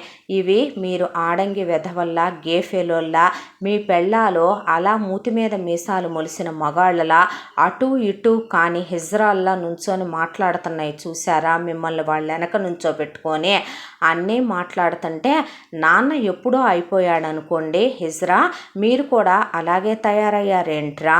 నుంచొని రెచ్చిపోతుంటే మీ పెళ్ళాలో వింటూ నుంచున్నారేంటి? తమాషాగా ఉందా? నా గురించి మీకు తెలీదా? మీ బతుకులిచ్చడా? పొద్దున్నే వస్తారు, ఒక్కడు కనీసం సూపర్ మార్కెట్లో ఒక్క పని పంచుకోడు. ఈయనకి 60 ఏళ్ళు వచ్చినాయి, ఈయనతో పాటు క్యాబిన్లో దూరటం, మొత్తం బాధ్యతలు నా మీద రుద్దటం. ఒకవైపున సూపర్ మార్కెట్ పనులు నావే, బయటికి వెళ్ళి ఎర్రటెండలో బయట పనులు చూసుకోవాల్సింది నేనే. రావటం, ఏదో కాసేపు సరదాగా కూర్చోవటం, ఆ తర్వాత అక్కడి నుంచి బయలుదేరి పెళ్ళాలు రమ్మన్నారని వచ్చి గదుల్లో దూరిపోవటం. మీ పిల్లలనైనా ఏ రోజైనా మీరు పట్టించుకున్నారంటారా? పైగా మీకు ఒక్కొక్కళ్ళకి ఒక్కొక్క గొంతెమ్మ కోరిక. నాకు తెలియక అడుగుతాను, మీ పిల్లలు మీకే కదరా పుట్టారు, నాకు నా పెళ్ళానికి ఏం పుట్టలేదు కదా, మేమెందుకు మీ పిల్లల బాధ్యతలు తీసుకోవాలి? దున్న పోతుల్లాగా ఉన్నాయి మీ పెళ్ళాలు ఒక్కొక్కతే. అసలు ఎందుకు కన్నారు? పెంచుకోలేనప్పుడు నా పెళ్ళాం పెంచుతానని చెప్పిందని కన్నారా ఏంట్రా మీరు అని అడిగితే రవి ఎందుకు ఎందుకు పెంచదు, ఎందుకు పెంచాలి, ఎందుకు వండదు నీ పెళ్ళాం, ఎందుకు వండాలి, మనిషికో రకం వండుతానని నా పెళ్ళాం ఏమైనా ఇక్కడ అందరికీ ఏమన్నా చెప్పిందా? అత్తయ్య చెప్పింది. ఏమని చెప్పింది అన్నాడు రవి. అనేసరికి నీ పెళ్ళాం కట్నం తీసుకురాలేదని, నీ పెళ్ళాన్ని పాచి పనికి పెళ్లి చేసుకొని తెచ్చామని, నీ పెళ్ళాం ఈ ఇంట్లో పని మనిషి తర్వాత పెద్ద పని మనిషిని, నీ పెళ్ళాంతో మేము అన్ని ఊడిగాలు చేయించుకోవచ్చని, మా పిల్లలకు ఆయాలాగా అని, మా కింద చెలికత్తెలాగా అని నీ పెళ్ళాన్ని మేమన్నిటికీ వాడుకోవచ్చని, నీ పెళ్ళాం కానీ కట్నం తేలేదు, చదువు సంధ్యాలేంది, మాకన్నా చిన్నది, పల్లెటూరి బయట కాబట్టి తెచ్చానని అత్తయ్య చెప్పింది, అత్తయ్య చేయించుకుంటుంది కాబట్టి మేము చేయించుకున్నాం, తప్పేంటి అనేశారు. శభాష్ అని రవి కరెక్టేలే, ఆవు చేలో మేస్తే దూడలు గట్టును ఎలా మేస్తాయి, మిస్టర్ సంజీవరావు గారు ఇక్కడ దాకా వ్యవహారం వచ్చింది కాబట్టి ఇప్పుడు మర్యాదగా నేను ఒకటి చెప్పదలిచాను. నువ్వు ఎవరి వాటాలు వాళ్లకు పంచు, నీ మిగతా 4 కొడుకులకి పంచుతావో పంచవో నాకు అనవసరం, నా వాటా నాకు పంచు. ఇక నుంచి ఎవరి పిల్లల్ని వాళ్లే చూసుకొని, ఎవరి వంటలు వాళ్లే చేసుకొని, ఎవరి బాధ్యతలు వాళ్లే తీసుకుంటారో, లేదు కాదు కూడదు అని నువ్వు అన్నావనుకో, అంటే ఏం చేస్తావు అన్నారు 4 తమ్ముడు పెళ్ళాలు. అంటే అన్నాడు రవి. అవును, నువ్వు చెయ్యాలి షాపులో, ఎవడి కోసం చేయవంట, నీ పెళ్ళాం చెయ్యాలి ఇంట్లో, ఎవడి కోసం చేయదంట, పెట్టబాకు మామయ్య, అది నీ స్వార్జితం, ఏం చేస్తాడో చూద్దాం. ఏం చేస్తానా, మీరు సంజను కొట్టిన దెబ్బలు నా దగ్గర వీడియో క్లిప్పింగులు, ఇంట్లో మీరు సంధ్యని హాల్లోనే కొట్టారు కాబట్టి హాల్లో సీసీ కెమెరాలు రికార్డ్ అయిన ఫుటేజ్లు నా దగ్గర ఉన్నాయి. లాయర్ గారిని రమ్మనమని చెప్పాను. డొమెస్టిక్ వైలెన్స్, గృహహింస పెట్టి మీ అందరినీ మీడియా నెంబర్లు ఇవిగో తీసుకొచ్చాను, ఒక్క ఫోన్ కాల్ చేసి అందరి మీద కేసు ఫైల్ చేసేస్తానన్నమాట. తర్వాత అదిగో లాయర్ గారు వచ్చారు, రండి లాయర్ గారు, అది నా స్వార్జితం కదరా అన్నాడు సంజీవరావు. ఆయన స్వార్జితం అంటండి, ఆయన ఆస్తి పెట్టడంట, వాళ్ళ కోడళ్ళు పెట్టనివ్వరంట, నేను నా పెళ్ళాం పాలేర్లం కాబట్టి వీళ్ళకు ఊడిగాలు చెయ్యాలంట. అంత అవసరం ఏమొచ్చింది రవి, బయటకు వచ్చే నువ్వు బతకలేకనా ఏంటి, నువ్వు బయటకు వచ్చే వీళ్ళకి నేను నోటీస్ ఇస్తాను, కోర్టులోనే నీ వాటా ఆస్తి నీకు అప్పచెప్తాడు మీ నాన్న వచ్చే అన్నాడు లాయరు. అని మీడియా వాళ్ళకు ఫోన్ చేస్తా ఉండండి అని లాయర్ మాట్లాడబోతున్నంతలో రాజు, ఆనంద్, వరుణ్, ఆకాష్కి టెన్షన్ వచ్చేసింది. సులోచన, సంజీవరావు కూడా చెమట్లు పోసుకొచ్చినాయి. దాంతో వద్దు లాయర్ గారు, పంచేద్దాంలేండి ఆస్తి, ఎందుకు గొడవలో అన్నాడు సంజీవరావు. దాంతో రవి, పంచు నాన్న పంచు, షాపు నీకు అక్కర్లేదు కదా, 5 ఉన్నాం కాబట్టి 5 వాటాలు వేసేసే, నువ్వెటు షాప్ చూసుకునే పని లేదు కదా, 5కి 5 ఫ్లోర్లు రాయ్, ఇక నుంచి ఎవడి ఫ్లోరు వాడే చూసుకుంటాడో, ఎవడికి వచ్చే లాభ నష్టాలు వాడే చూసుకుంటాడో, ఎవడి ఫ్లోర్కి సంబంధించిన బిల్లింగ్ సెక్షను ఆ ఫ్లోర్లోనే పెట్టుకొని ఎవడిది వాడే చేసుకుంటారు నీ కొడుకులు కూడా, ఇక నుంచి నేను ఆ బాధ్యతలేమీ కలగ చేసుకోను, నాకు అనవసరం అన్నాడు రవి. అదేంట్రా అన్నాడు సంజీవరావు. అది కాదన్నా, వద్దు బాబు, ఇప్పటిదాకా నేను పడ్డయి చాలు, నాకు సంసారం, నాకు పెళ్ళాం, నాకు జీవితం ఉన్నాయిరా, మీకు మాత్రమే కాదు, నువ్వేనా ఏంటి నాన్న, షష్టి పూర్తి అయిన తర్వాత కూడా కొత్త పెళ్లి కొడుకులాగా 24 గంటలు బెడ్రూమ్లో ఉండేదే, మేము పిల్లల్ని కంటలేదంట, నేను గేఫెలోనంట, నా పెళ్ళాం గొడ్డుమొద్దంట, మా జీవితాలు మేము బతకొద్దా ఏంటి, ఎల్లకాలం ఎవరినో ఉద్ధరించడానికి, ఎవరినో ఊడిగాలు చేయటానికి ఇంటికి పెద్ద కోడళ్ళు, ఇంటికి పెద్ద కొడుకులు పుడతారా, లేదంటే కనుక ఇంటికి వచ్చినటువంటి చిన్న కొడుకుల మీదో చిన్న కోడళ్ళ మీదో బాధ్యతలన్నీ తోసేసి మిగతా పెద్దోళ్ళందరూ రిలాక్స్లు అయిపోతూ ఉంటారా, అంత కర్మ మాకేం పట్టింది అనేసరికి సంజీవరావు షాపులో ఎవరి వాటా వాళ్ళకి రాయక తప్పలేదు. ఆ తరువాత ఇక 50 ఎకరాల పొలం ఉంది కదా, అందరికీ తలా ఒక 10 రాసాయి అన్నాడు రవి. మరి మాకురా అంది సులోచన. నువ్వు తెచ్చిన స్త్రీధనం 5 ఎకరాలు ఏమైందమ్మా, మీ ఇద్దరికి అది సాల్లే అన్నాడు రవి. ఉండే ఇల్లు మా పేరు మీదే ఉంటదిలేరా అన్నాడు సంజీవరావు. ఉంచుకో, మాకేం పోయింది అన్నాడు రవి. ఆ తరువాత బంగారం తీసుకురామ్మా లోపలికి వెళ్ళి అంటే సులోచన మాట్లాడకుండా నుంచుంటే, నువ్వు వెళ్ళి తెస్తావా నేను తేనా అన్నాడు రవి. అనేసరికి పెట్టెలు నగలు అక్కడ పెట్టింది. దాంతో ఇక ఎలక్ట్రికల్ వేయింగ్ మిషన్ తెప్పించి వేయింగ్ మిషన్లో బంగారం మొత్తం పడేసి ఈక్వల్గా 5 షేర్లు తీసి తన షేరు తన చేత్తో తీసేసుకున్నాడు రవి. వెండి కూడా అలాగే వేసి తీసేసుకున్నాడు రవి. తీసుకున్న తర్వాత ఇక వెళ్తున్నాను నాన్న, మా బతుకు మేము బతుకుతాము, మీ బతుకులు మీరు బతకండి అని చెప్తే, నేను బ్రతికున్నంత కాలం ఈ ఇల్లు ముక్కలవటం, నా కొడుకులు నా ఇంట్లోంచి వెళ్ళిపోవటం జరిగితే నేను ఇక్కడికిక్కడే పెట్రోల్ పోసుకొని తగలబడిపోతాను లాయర్ గారు, నేను ఇక్కడికిక్కడే ఆత్మహత్య చేసుకుంటా, తండ్రి శవం మీద నుంచి దాటెళ్తావురా నువ్వు అని రవి చేతులు పట్టుకున్నాడు సంజీవరావు. సరే నాన్న, అయితే ఇక్కడే ఉంటా, నువ్వు 12 గదులు ఇల్లు కట్టించావు కాబట్టి ఒక్కొక్కళ్ళకి 2 గదులు చొప్పున కేటాయించు, మీ అందరూ కలిసి ఉంటామన్నా నాకు అనవసరం, అది నాకు అక్కర్లేని విషయం, నాకు నా పెళ్ళానికి మాత్రం మా 2 గదులు మాకు ఇచ్చేస్తే మావి వరకు మేము వండుకొని తినే, మా పనులు మా బాధ్యతలు మేము చూసుకుంటాం, అదేంట్రా మరి మిగతా వాళ్ళ సంగతే అంది సులోచన. అదేంటమ్మా, నువ్వు ఆడదానివి కాదా, నీలో ఆడతనం లేదా, పెంచావుగా బాడీ, కొంచెం కరిగిచ్చు, కొలెస్ట్రాల్ కరుగుద్ది, అయినా నాన్న ఇప్పుడు రిటైర్మెంట్ లైఫేగా ఎంజాయ్ చేస్తున్నాడు, హెల్ప్ చేస్తాడులే నీకు, పనమ్మాయిని పెట్టుకో అన్నాడు రవి. ఆ తర్వాత మరి నీ తమ్ముడు పెళ్ళాలు పిల్లల సంగతి ఏంట్రా అంది సులోచన. అదేంటమ్మా, నేను నా పెళ్ళాం కలిసి ఊడిగం చేస్తామంటే నువ్వు నలుగురిని కన్నావా ఏంటి, నాకు అర్థం కాలేదో, నీ కొడుకులు 4 చదువుకున్నారు కదా, ఒకానొకప్పుడు ఎంటెక్ చదువుకోవాలనేది నా కళ, నా కళను తొక్కేసి షాపులో చాకిరిలో తొక్కేశాడు కదా నీ మొగుడు, ఇప్పుడు నేను పీజీ చేయాలనుకుంటున్నా, నా పెళ్ళానికి అసలే చదువు లేదు కదా, నా పెళ్ళాంతో డిగ్రీ రాయించి నేను పీజీ చేయించుకోవాలనుకుంటున్నాను, మా ఇష్టం వచ్చినప్పుడు మా పిల్లల్ని మేము కంటాం, ఇక నీ కోడళ్ళకేమీ కాళ్ళు చేతులు పడిపోలేదు కదా, బాడీలు పెంచారు, కట్నాలు తెచ్చారు, ఇప్పుడు నీ కొడుకులకి ఎవరి షేర్ వాళ్ళకు వచ్చిందే, పని మనుషుల్ని పెట్టుకోమనో, ఎవరిది వాడు నిలుపుకుంటాడో, నాశనం చేసుకుంటాడో, లాభాల్లో నడిపించుకుంటాడో, నష్టాల్లో పెట్టుకుంటారో, ఫుల్ టైం వచ్చి పెళ్ళాలతో బెడ్రూముల్లో దుప్పట్లలో దూరతారో, అంతవరకు ఆ ఫ్లోర్ క్లోజ్ చేసుకుంటారో, లేదు పొద్దున్న నుంచి సాయంత్రం దాకా ఎవడ పని వాడు చూసుకుంటాడో, వదిన అది చేయి,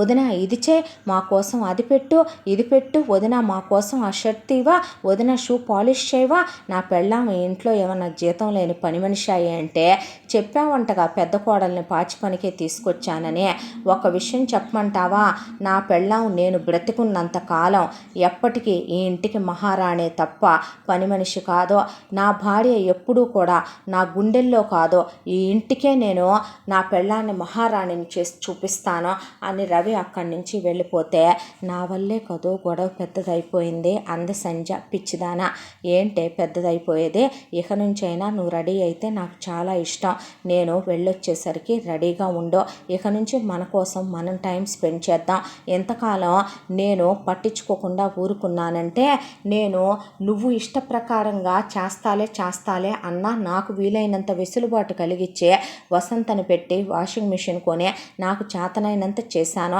ఇక నుంచి నువ్వెవరికి పనులు చేయాల్సిన అవసరం నీకు లేదు, భర్త అంటే భరించేవాడు కాదురా, భార్యని గుండెల్లో పెట్టుకొని చూసుకునేవాడు, నేనేమి ఒకప్పుడు రాముళ్లాగా సీతని అడవుల్లో వదిలేయటమో, లేదంటే కనుక ఇంకెంతో గొప్ప గొప్ప హరిశ్చంద్రుల్లాగా పెళ్ళాల్ని నడివీధుల్లో పెట్టి తాకట్లు పెట్టడమో, మమ్మ పప్ప బాయ్ లాగా నేను మా అమ్మ చెప్పింది వినాలి, మా నాన్న చెప్పింది వినాలి, నా తమ్ముళ్ళు నా మరదళ్ళ కోసం నా పెళ్ళాం జీవితం అంకితం చేయాలంటే నిజంగా గేఫెలోలాగా చూస్తూ ఊరుకునే మగాడిని కాదురా, అప్పుడు నేను నీ దృష్టిలో మొగుడుగా ఎప్పుడో పోతాను కదో, జీవితాంతం తోడుంటానని పెళ్లి చేసుకున్నాను రా నిన్ను, నీ పిల్లల్నే నువ్వు చూసుకోలేవని నేను అప్పుడే పిల్లలు వద్దు అనుకున్నాను, వాళ్ళందరి పిల్లల్ని నువ్వు చూసి ఊడిగాలి చేయాల్సిన కర్మ నీకేం పట్టింది సంజ అన్నాడు రవి. ఆ తర్వాత వసంతని, నీ జీతం నేనేం తగ్గించను, ఎప్పట్లాగానే నువ్వు వచ్చి మాకు మాత్రం ఈ 2 గదులు నీట్గా డస్టింగ్ చేసి క్లీన్ చేసి పెట్టి సంజకి వంట అది కూడా ఇక నువ్వే చేసి పెట్టు, అలాగే బాబు మిగతా పనులవి బెడ్షీట్లు అవి క్లీన్ చేసి మొత్తం నువ్వే చేసి పెట్టంటే అలాగే చేస్తానంటే, తెల్లారేపాటికి గదిలో ఏసీ పెట్టించి చిమ్నీ పెట్టించేసి వంటగదిలో కూడా ఏసీ పెట్టించి వాషింగ్ మిషన్లు కొనేసాడు రవి. ఆ 2 గదుల వరకే డన్లప్ పరుపు మంచాలు, డ్రెస్సింగ్ టేబుళ్ళు, చిన్న డైనింగ్ టేబుల్ అన్నీ లోపలికి వెళ్ళిపోయినాయి. దాంతో చూస్తూనే కళ్ళల్లో నిప్పులు పోసుకున్నారు మిగతా వాళ్ళు.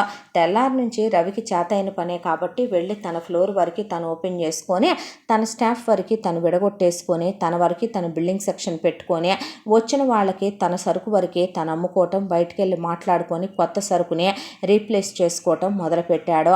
సంజీవరావు సులోచనకి ఉండే సొంతిల్లుంది, 2 గదుల భాగం వాళ్ళు విడగొట్టుకున్నారు. 5 ఎకరాలు సులోచన స్త్రీధనం పొలం ఉంది, ఒక 50 లక్షల క్యాష్ ఉంది. దానికి తోడు సంజీవరావుకి ఇంకొక ఇల్లు ఉంది, దాని మీద వచ్చే రెంట్లు ఉన్నాయి. ఇంకేమైంది, రాజా బతకొచ్చు కదా. సులోచనకు ఉండాల్సిన బంగారం ఉంది కాబట్టి ఎవరి పోర్షన్లోకి వాళ్ళు 2 గదుల్లోకి వెళ్ళిపోయారు. తమ్ముడు పెళ్ళాలో తమ్ముళ్ళని పద్దాక మీకోసం నడుం గొలుసులు పెట్టాం, పట్టాలు పెట్టాం, బొడ్డు కిందకి చీరలు కట్టాం అనే ఫోన్లు చేస్తే చెప్పు తెగుద్ది, ఫోన్లు పెట్టండి, ఇక్కడ అసలు మాకు ఏ పని ఏంటో కూడా తెలియక బుర్ర పని చేయట్లేదు నాన్న, కొంచెం చెప్పవా, మరి ఎంతకాలంగా కూడా ఇన్ని సంవత్సరాలుగా పెద్దోడు పెళ్ళాక మీరు వస్తున్నారు కదరా, ఏం నేర్చుకున్నారా మీరు, నువ్వెప్పుడైనా మమ్మల్ని నేర్చుకోమన్నావా, అయినా అన్నయ్య ఉన్నప్పుడు అన్నీ అన్నయ్యే చూసుకునేవాడు, ఈ పనికి మాలిని ఉన్నాయి కదా, అనవసరంగా వదిన్ని గెలికి అన్నయ్య కోపం తెప్పించి ఇక్కడ దాకా తీసుకొచ్చిన ఈ సంసారాన్నే అనేపాటికి పిచ్చి పిచ్చిగా వాగి పళ్ళు రాలిపోతాయి. ఏం మగాడురా మీరు, పెళ్ళాన్ని సుఖపెట్టలేని వాళ్ళు పెళ్ళిళ్ళు ఎందుకు చేసుకొని పిల్లల్ని ఎందుకు కన్నారా అనేపాటికి ఒక్కొక్కళ్ళు బెల్టులు పెట్టి చితకబాది పారేసి ఉన్నటువంటి అక్కడ సూపర్ మార్కెట్లో ఫ్రస్ట్రేషన్ అంతా ఇక్కడ చూపించి చితకదాన్ని పోతే పోండే పుట్టింటికి, లేదంటే నోరు మూసుకొని పడుండండి అన్నారు. ఇక తినే తిండి దగ్గర బ్రతుకులు నానా అధోగతి పాలు అయిపోయినాయి. ఇక కవిత చూస్తే రోజు పికిల్ తప్ప పెట్టదు, ఇక కల్పన చూస్తే ఏ రోజు రసమన్నం తప్ప పెట్టదు, జీవిత కర్రీ పాయింట్లు కొనుక్కోమని చెప్పుద్దే. మాలతి విషయానికి వస్తే మాలతి ప్రతిరోజు కూడా బయట తినేసేయమని చెప్పడం మొదలుపెట్టింది ఆకాష్కే. ఇక వీళ్ళు పంపిన ఫుడ్లు తినలేక బయట ఫుడ్లు తినే హెల్త్లు పాడైపోయే, డాక్టర్ల దగ్గరికి వెళ్ళి గ్యాస్ ట్రబుళ్ళు వచ్చే, ఒకవైపున ఆరోగ్యాలు పాడైపోయి మందులు మింగటం కూడా మొదలుపెట్టారు రవి తమ్ముళ్ళు. దానికి తోడు సులోచననేమో సంజీవరావు కూర్చుంటే తన్ను నుంచుంటే తన్ను, తనతో పనమ్మాయిని పెట్టుకుంటానంటే ఎందుకు దున్న పోతులాగా ఉన్నావు, ఇంట్లో పని చేసుకోలేవంటే నువ్వు ఉన్న 2 గదుల్లో అయినా ఎక్కడి నుంచి తెచ్చమంటావు పనమ్మాయికి డబ్బులు అని వాషింగ్ మిషన్ లాంటి వాడినివ్వడు. రవి వదిలేశాడు ఉమ్మడి కింద కొన్నదని ఆ మిషన్నే. కరెంటు బిల్లు కాలుద్దని సులోచనే వాళ్ళిద్దరే రోజుకి 8 జతల బట్టలు ఉతుక్కోవాలి. దానికి తోడు పొద్దున్నే 4 రకాల టిఫిన్లు సంజీవరావుకే. ఆ పాలు కాయంటాడు, ప్రోటీన్ పౌడర్ కలుపంటాడు, కాళ్ళు అంటాడు, ఒళ్ళు నొక్కంటాడు, తలపట్టు అంటాడు, పూలు పెట్టుకొని బెడ్రూమ్లోకి పద అంటాడు, పగలు రాత్రి కూడా పిలుస్తాడు. అలిసిపోతున్నానయ్యా నేనంటే, మొగుడుకు నచ్చినట్టు ఉంటానికి కాదా నువ్వు పెళ్ళంగా నన్ను పెళ్లి చేసుకొని వచ్చింది, ఎంతకాలం లేనిది ఏంటి యాషాలు నువ్వు అంటాం మొదలుపెట్టాడు సంజీవరావు. నేతిగారులుండు, నాటుకోడి వండు, పీతల ఫ్రై చెయ్యి, పులసల పులుసు పెట్టు, ఇలా రోజు గొంతెమ్మ కోరికలన్నీ కోరేపాటికి సులోచనకి నీరసం కూడా వచ్చేసింది. ఒక రోజున అత్తయ్య పిల్లల్ని పట్టుకోవా అని కోడళ్ళు పిల్లల్ని సులోచన మీద వదిలేసి సినిమాకు పోయారు. ఆ పిల్లలు సులోచనని జుట్టు పీకి అటు బట్టలు పీకి ఐపీకి ఈపీకి వెళ్ళి పిల్లలు మెట్లు దిగుతా వెళ్ళిపోతుండే పాటికి వాళ్ళని పట్టుకుందామని వెళ్తే శుభ్రంగా నూనె పోసేశాడు కవిత కొడుకు. దాంతో కాలు జారి సులోచన పై మెట్టు మీద నుంచి జారటం కిందకొచ్చి సడుగు జారి నడుం పట్టేసిందే. నడుం బెణికిందని హాస్పిటల్కి తీసుకెళ్తే ఆ సిచ్యువేషన్లో కూడా సంజీవరావు లేచి నా కోసం టిఫిన్ చేసి ఆ తర్వాత పడుకుందో గానిలే, జీవితం అంతా రెస్టులు తీసుకుంటానే ఉన్నావుగా ఇప్పుడు దాకా, ఇంకేం రెస్టు, పద అనేపాటికి బిళ్ళలు మింగుతుంది తప్ప ఆ నడుము నొప్పి మాత్రం తగ్గట్లేదు. ఒకవైపున మొగుళ్ళని బెడ్రూముల్లోకి రావట్లేదని, సుఖపెట్టట్లేదని, మీకు బదులు ఎవరినన్నా చూసుకోమంటారా అని ఇష్టం వచ్చినట్టు మాట్లాడుతూ ఉండేసరికి రవి తమ్ముళ్ళకి కోపం వచ్చి పెళ్ళాలని చితకబాదేయటం మొదలుపెట్టారు. పిల్లల విషయానికి వస్తే అప్పటిదాకా సంజ పట్టుకుంది కాబట్టి పిల్లల వాల్యూ వీళ్ళకి తెలియలేదు.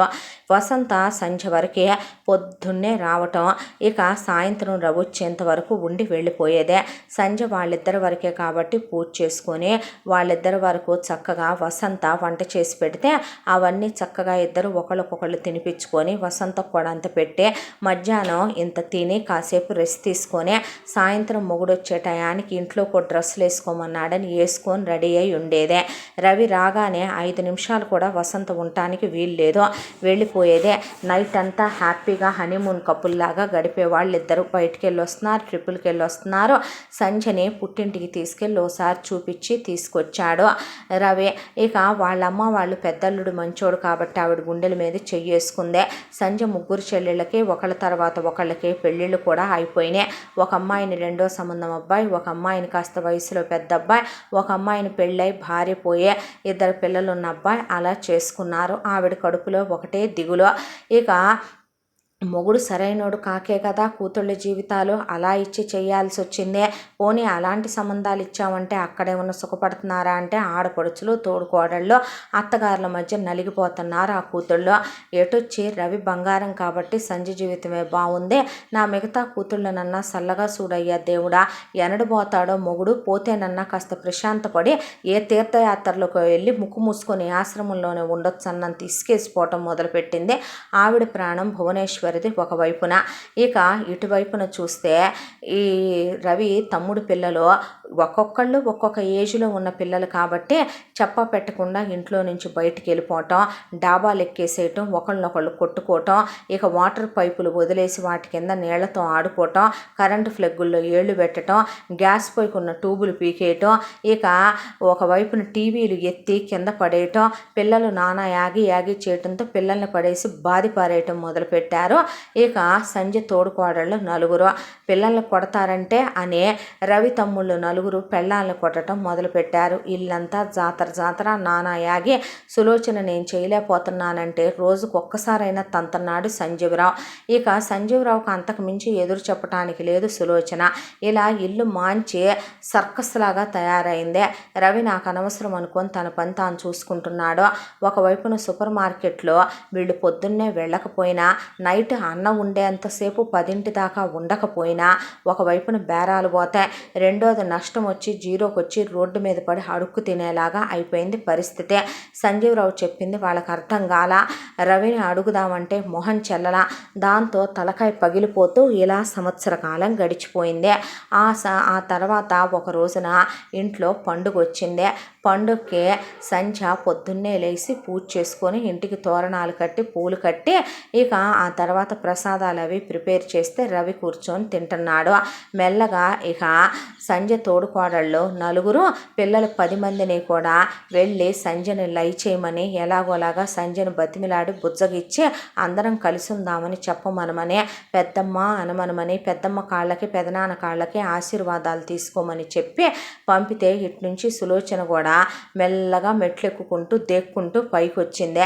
సంజీవరావు మిగతా రవి తమ్ముళ్ళు కూడా పక్కకి నుంచున్నారు. దాంతో పిల్లలు పెద్దమ్మ అని వస్తే బుగ్గల మీద చెయ్యేసి దగ్గరికి తీసుకొని పిల్లలకి ప్రసాదం లడ్డూలు ఇచ్చిందే.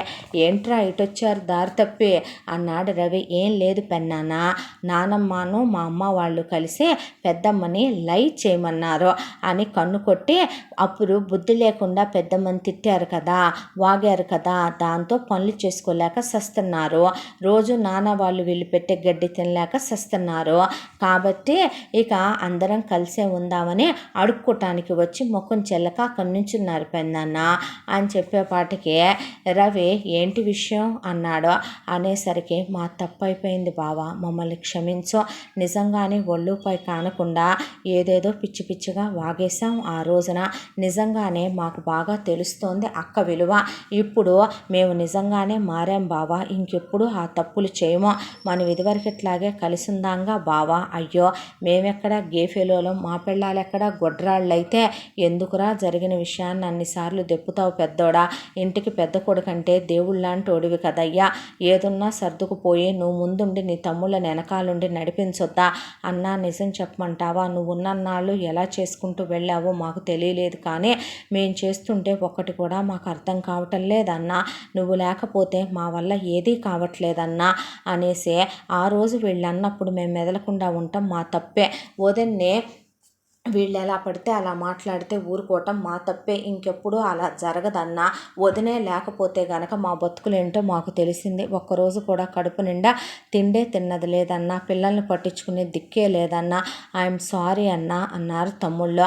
అన్నాక పెద్దోడా, జరిగిందేదో జరిగిపోయింది, ఇల్లు రెనోవేషన్ చేయించబోతున్నాను, బాధ్యతలు నువ్వే తీసుకొని నువ్వే బాగు చేయించు, 12 గదుల్ని 15 గదులు చేయించు, పిల్లలు కూడా ఉన్నారు కాబట్టే ఆ తర్వాత అమ్మాయి ఎప్పట్లాగానే బాధ్యత చూసుకుంటుంది, కావాలంటే వసంతతో పాటు ఇంకో పనమ్మాయిని పెట్టుకోమను, దీని మొహం తగలయ్యా, దీనివల్ల అవ్వట్లేదు, నిజం పెద్దోడా, నడువు నొప్పి తగ్గను కూడా తగ్గలేదయ్యా, నా వల్ల కావట్లేదురా నాన్న అనేసింది సులోచన. అన్న తర్వాత సర్లే ముందు ఇంటి పని కానివ్వండి, అప్పుడు దాకా అలాగే ఉండేవండి, తర్వాత సంగతి తర్వాత చూడొచ్చులే అన్నాడు రవి. అమ్మయ్య, బావగారు ఒప్పుకున్నారు. ఎలాగోలాగా ఇల్లు రెనోవేషన్ అయిందాక ఈ పిల్ల సంతనే, ఈ మొగుళ్ళ మందని భరిస్తే చాలు, తర్వాత హ్యాపీగా మొత్తం సంజి మీద వదిలేసి అత్తయ్య నువ్వు మనం కలిసే హ్యాపీగా ఫ్యాన్ కింద నుంచి కదలకుండా ఉన్న వేటి పనులు వాటికి జరిగిపోతాయి, హ్యాపీగా మనం మళ్ళీ షాపింగులకి, సినిమాలకి, షికార్లకి, ఉమెన్స్ క్లబ్బులకి, మహిళా మండలికి హ్యాపీగా తిరగొచ్చు, లల్లల్లా లల్లల్లా లల్లల్లా అనుకొని పాటలు పాడుకున్నారు. అయితే రవి బాధ్యతలు తీసుకున్నాడు. సంజీవరావు ఎంత ఏంటి అని అడగకుండా నీ ఇష్ట ప్రకారం ఖర్చు పెట్టి చేయించు పెద్దోడా అని ఇక చెక్కుల మీద సంతకం పెట్టిచ్చేశాడు రవికే. దాంతో పూర్తయిపోయింది నాన్న రెనోవేషన్ అని. సంవత్సరం పాటు వీళ్ళు బయట ఉన్నారు, వేరే ఇల్లు తీసుకొని. ఆ తర్వాత గృహప్రవేశ మహోత్సవ ఆహ్వాన పత్రిక ప్రింట్ అయిపోయింది. ప్రింట్ అయిపోయిన తర్వాత దేవుడు ఫోటోలు చేత పట్టుకొని ఇక సత్యనారాయణ వ్రతం నోసుకుందాం కదా అని చెప్పి జంటలు జంటలుగా అందరూ వెళ్ళేపాటికి సంజీవరావుకి మిగతా వాళ్ళకు కూడా నోట్లో నుంచి మాట రాలా. అదేంటి పెద్దోడా 6 ఫ్లోర్లు వేయించావేంటి అన్నారు సులోచన సంజీవరావు. అదేంటి నాన్న 6 ఫ్లోర్లే కదా రావాలి, అబ్బా అది కాదులే మావయ్య, ఒక దాంట్లో మనం ఉంటే మిగతా అన్నీ బావ అద్దెలకిద్దాం, పిల్లలు ఉన్నారు కదా, ఫ్యూచర్ ప్లానింగ్తో ఆలోచించి కట్టించాడేమోలే, ప్రతిదానికి తప్పులు తీస్తావేంటి అన్నారు సులోచన మిగతా కోడళ్ళు నలుగురు. ఆ మాటకి అలాంటిదేమీ లేదే, ఈ 6 పోర్షన్లో మన 6గురికి 6 4BHKలు వేయించాను నేను 6 ఫ్లోరుల్లో అన్నాడు రవి. దేనికన్నా అన్నారు తమ్ముళ్ళు. దేనికేంట్రా, ఎవరి కాపురం వాళ్ళు పెట్టుకోవద్దా ఏంటి అన్నాడు రవి. అదేంట్రా అన్నీ కోళ్లే చూసుకుంటానందన్నా, కోళ్లే చేస్తానంది కదరా ఆ రోజు అంది సులోచన. అదేంటి బావగారు సారీ చెప్పా, అయినా కడుపులో పెట్టుకున్నారా, సారీ అన్నాం కదా అన్న. పెద్దోడా చెక్ పవర్ ఇచ్చానని ఇలా చేశావంట్రా అన్నాడు సంజీవరావు. గృహప్రవేశానికి వచ్చిన చుట్టాలు అందరూ కూడా లేచి నుంచున్నారు. లేచి నుంచుంటే అందరికీ ఏమీ అర్థం కాక తెల్లమొహాలు వేసుకొని నుంచుంటే, లేదు నాన్న, నీ పెద్ద కొడుగ్గా నా ధర్మం నేను నిర్వర్తించాను, ఏ రోజుకైనా ఇది వచ్చే మాటే. నీ కోడళ్ళు నన్ను గేఫెలో అన్నారు, నా భార్యని గొడ్రాలన్నారు, మరి ఈ గేఫెలో సంపాదించి పెడితేనే కదా నాన్న నీ కొడుకులు చదువులు అయిపోయేంత వరకు కూడా నేను షాపింగ్ కాంప్లెక్స్ బాధ్యతలు అన్నీ తీసుకుంటేనేగా నీ కొడుకుల చదువులు కంప్లీట్ అయినాయే, వాళ్ళు పిల్లల్ని కని వాళ్ళు పెళ్ళాలతో కాపురాలు మనశ్శాంతిగా చేసుకోగలిగారంటే, ఇంట్లో నా పెళ్ళాం నలిగిపోతూ నేను సూపర్ మార్కెట్లో నలిగిపోతేనే కదా నాన్న మరి అవన్నీ సాధ్యమైనే. నీకు నీ భార్యతో సరసాలాడే టైం కావాలి, వాళ్ళకి వాళ్ళ భార్య పిల్లలు కావాలి. ఇవాళ ఏదో విసుక్కుంటున్నారు లేరా, 4 రోజులు ఆగితే మీకు మీ పెళ్ళాలతో మీ పిల్లలతో అలవాటైపోతుంది. మీరు ఇప్పుడైనా మెల్లమెల్లగా మీ పిల్లల్ని అందుకోవటం, మీ పెళ్ళాలకు పనుల్లో సాయం చేయటంలా రాను రాను అలాగే చేసుకుంటారు. తప్పు అనేది ఒక్కసారే జరుగుద్దే, అది దిద్దుకునేవాడే నిజమైన మనిషి. ఆ రోజు ఆస్తి పెట్టమని నేను అడిగినప్పుడు ఎవడాస్తి ఎవరికి పెడతారో, ఎవడి కోసం నువ్వు షాపులో చెయ్యో, ఎవడి కోసం నీ పెళ్ళాం ఇంట్లో చేయదు అని అడిగారు. నేను నిజంగా ఒక అమ్మ అబ్బకు పుట్టిన వాడినే అయితే కనుక ఆ మాట నేను మర్చిపోకూడదు కదా నాన్న. ఒక విషయం చెప్పమంటావా, నా భార్యను ఆ రోజు మెట్ల మీద నుంచి తోసేశారు, తలకి దెబ్బ తగిలింది కాబట్టి బ్రతికి బట్ట కట్టింది కాబట్టి సరిపోయిందమ్మా, టీవీ చూస్తూ వేయించిన జీడిపప్పు తింటున్నావే నువ్వు, అదే నీ కూతుర్ని నీ అల్లుళ్ళు అలాగే చేసి తోసేస్తే చూస్తూ ఊరుకుంటావా నువ్వు? మీ నలుగురు కూతుళ్ళని మీ అల్లుళ్ళు అలాగే చేస్తే నా తమ్ముళ్ళని ఊరుకుంటారా మీరు అని అడిగారు సులోచన వియ్యపురాళ్ళని వియ్యంకుళ్ళని. రవే, మీ అందరూ వచ్చి నా పెళ్ళాం గురించే నవ్వుకోవటం, జోకులేసుకోవటం, పల్లెటూరు బయటంటాం, నా పెళ్ళాము చీరలు కట్టుద్దంటాం, డ్రెస్సులు వేసుకోవటం రాదంటాం, నా పెళ్ళాము ఒకవైపున ఇంటర్ చదువుకుని మీ పిల్లలందరికీ ట్యూషన్లు చెప్తే మీ పిల్లలకి మొన్నటిదాకా మంచిగా మీ పిల్లలు యూనిఫామ్లు వేసుకొని రెడీలయ్యి ఒక్క రిమార్క్ లేకుండా స్కూల్కి వెళ్ళారు. ఒక సంవత్సర కాలంగా మీరు ఎన్నిసార్లు స్కూల్కి వెళ్ళొచ్చుంటారో, మీ పెళ్ళాలు పెద్ద పెద్ద చదువులు చదువుకున్నారో, మాదే ఉంది, మేము ఆఫ్టర్ ఆల్ వాళ్ళం. అయినా ఒక విషయం చెప్పనా నాన్న, నేను 6 పోర్షన్లు కట్టించి తప్పేం చేయలేదు నాన్న. ఎవరి ఫ్యామిలీ, ఎవరి బాధ్యతలు ఎవరే వాళ్ళకి తెలియటం మంచిదే, తెలియాలి కూడా. ఇంకో విషయం చెప్పమంటావా, నేను ఆల్రెడీ ఎంతకాలంగా నేను పడ్డ కష్టార్జితం ఏ రోజైతే నీ దగ్గర జీతం తీసుకోవటం మొదలుపెట్టానో దాంతో నేను ఒక స్థలం కొనుక్కున్నాను, నా పెళ్ళానికి నా సంపాదనతో బంగారం చేయించుకున్నాను, కారు కొనుక్కున్నాను, విడిగా నేను ఒక ఇల్లు కట్టించుకున్నాను. అది కాకుండా నేను వేరే ఒక సూపర్ మార్కెట్ నేను కట్టించుకున్నాను, అది నేను స్టార్ట్ చేయబోతున్నాను ఈరోజే దాని ఓపెనింగ్ కూడా. అలాగని నువ్వు పెట్టిన దాంట్లో నా వాటా ఏమీ నేను వదిలేసుకోను, అది నా హక్కు. ఆ పొలం నేను కవులకి ఇచ్చేసుకుంటాను. ఇక నా పెళ్ళాం కట్నం తీసుకురాలేదు, అయి తేలేదు, ఈ తేలేదు అన్నారు. మీకు మీరు పిల్లల్ని కని సేవింగ్స్ చేసుకోవటం చేతకాక జల్సా చేసి మీ డబ్బులు మీరు దుబారా చేసుకొని పక్కన వాళ్ళ మీద పడి ఏడవటాలు. మా అమ్మ నా పెళ్ళాన్ని పని మనిషిగా చేసుకొచ్చిందంట. వింటున్నారా బంధువుల్లారా, స్నేహితుల్లారా, చుట్టాలారా? మీ కోడళ్లను కూడా మీరు అలాగే చేసుకొని తీసుకొచ్చారా? అందుకే నా అమ్మ పెళ్ళిళ్ళ పేరై వచ్చిన రోజు చదువు లేకపోయినా పర్వాలేదు, సిటీలో పెళ్ళి అవ్వకూడదు, కట్నాలు అసలు అక్కర్లేదు, అన్నీ వంట వార్పు వచ్చిన పిల్లయి ఉండాలని పెళ్లి చూపులకు వెళ్ళినప్పుడు మా అత్తయ్యను పక్కకు పిలిచి వంట చేయటం వచ్చా, ఇంటి పని వచ్చా అని అడిగి, చిన్న పిల్ల నా భార్య 18 ఏళ్ళు దాని వయసు, చేసుకొని తీసుకొస్తే ఈవిడ మొట్టికాయలేయటం, వీళ్ళు దాన్ని కొట్టినట్టు లేకుండా కొట్టటం, తిట్టటం, కట్నాలు తీసుకురాలేదంటాం. ఆ పిచ్చిది అవన్నీ నాకు చెప్పేది కూడా కాదు. బండి అంట్లేసి దాంతో తోమిచ్చి, ఇంతమందికి మనుషులకి 4 రకాలు తింటారు వీళ్ళందరికీ దాంతో వంటలు చేయించి బట్టలు ఉతికిచ్చి, ఆ బట్టల్ని గంజులు పెట్టించి ఐరన్లు చేయించి ఒక్కొక్కళ్ళే 4 జతలు, ఇల్లంతా వీళ్ళకి డస్ట్ ఎలర్జీ ఉంటుంది. నా భార్యకి సైనసైటిస్ ఉంది, అది అదే డస్ట్లో పడే పనులు చెయ్యాలి, బాత్రూములు కడగాలి. వీళ్ళల్లో ఎవరికైనా చేతులు కాళ్ళు పడిపోయినాయా అండి? నాకు అర్థం కాని విషయం. కనీసం తోడుకోడలు పనిచేస్తుంది, పనిలో మనం పాలు పంచుకుందామని మా అమ్మకి సిగ్గు లేదు. సరే, వేరే అమ్మ కన్న కూతుళ్ళు కదా, వీళ్ళకు కూడా ఇంకిత జ్ఞానం లేదు. మా అమ్మ కనీసం తనకి లేని సంస్కారం కోడళ్ళకి నేర్పాలి అనుకోవటం పోయి, అది పని మనిషి, దాన్ని పల్లెటూరు నుంచి చేసుకొచ్చాం, కట్నం తీసుకురాలేదు, మీరు ఊడిగాలు చేయించుకోండి అని చెప్పిందంట. ఇప్పుడు కూడా మీకు విషయం తెలుసా నాన్న, నేను మీ బుద్ధి ఏంటనేది తెలుసుకోలేకపోతే నిజంగానే నీతి జాతి లేని వెదవా అంటారు నన్ను. ఇప్పుడు ఏంటంటే మళ్ళీ యాజ్ ఇట్ ఈస్గా సూపర్ మార్కెట్ బాధ్యతలు మొత్తం నేను నా నెత్తి మీదకి ఎత్తుకొని, అలాగే ఇంటి బాధ్యతలు, పిల్లల బాధ్యతలు నా పెళ్ళాం నెత్తి మీదకి ఎత్తుకుంటే, నీ పెళ్ళాం నీ మిగతా 4 కోడళ్ళు కలిసి చక్కగా మొగుళ్ళని నిన్ను కలిసే, నువ్వు కోరే గొంతెమ్మ కోరికలు, నీ కొడుకులు వదిన అది చెయ్యి ఇది చెయ్యని నా పెళ్ళాన్నే, అవునులే పని మనిషిగా ఆయాగానే కదా తెచ్చారు దాన్ని, అవన్నీ ఊడిగాలు చేయించుకుంటుంటే షాపింగ్ కాంప్లెక్స్లకి, సినిమాలకి, షికార్లకి, ట్రిప్పులకి, ఎంజాయ్మెంట్లకి వెళ్ళొస్తారు. ఇంత జరిగిన తర్వాత కూడా పనిని 4 కలిసి పంచుకుందామనే ఒక్కళ్ళు కూడా అనలేదు. ఇది మీ అవసరం, మీ స్వార్థం. స్వార్థంతో వచ్చే ఏ బంధాలు, ఏ బంధుత్వాలు కలకాలం ఉండవు. అయినా నీకు నీ కొడుకులు నీ కళ్ళ ముందు ఉండాలి. నీ కోరిక నెరవేర్చానుగా నాన్న. ఎవరి ఇల్లు, ఎవరి వాకిలి, ఎవరి హక్కులు, ఎవరి వాటాలు వాళ్ళకు ఉండేలా నీతో సంతకాలు పెట్టించాను. ఇగోండ్రా డాక్యుమెంట్స్.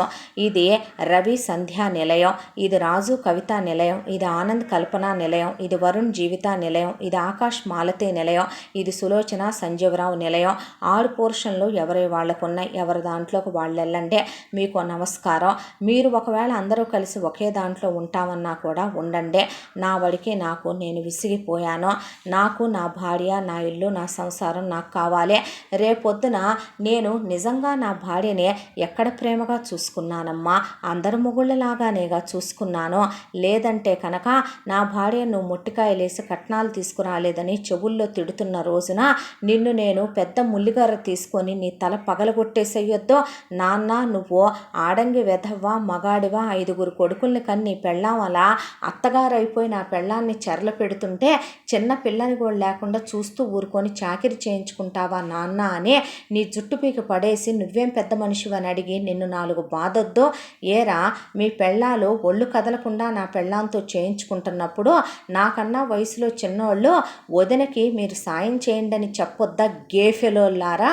అలా చూస్తూ ఊరుకుంటారేంటని మిమ్మల్ని కుక్కల్ని కొట్టినట్టు కొట్టొద్దు.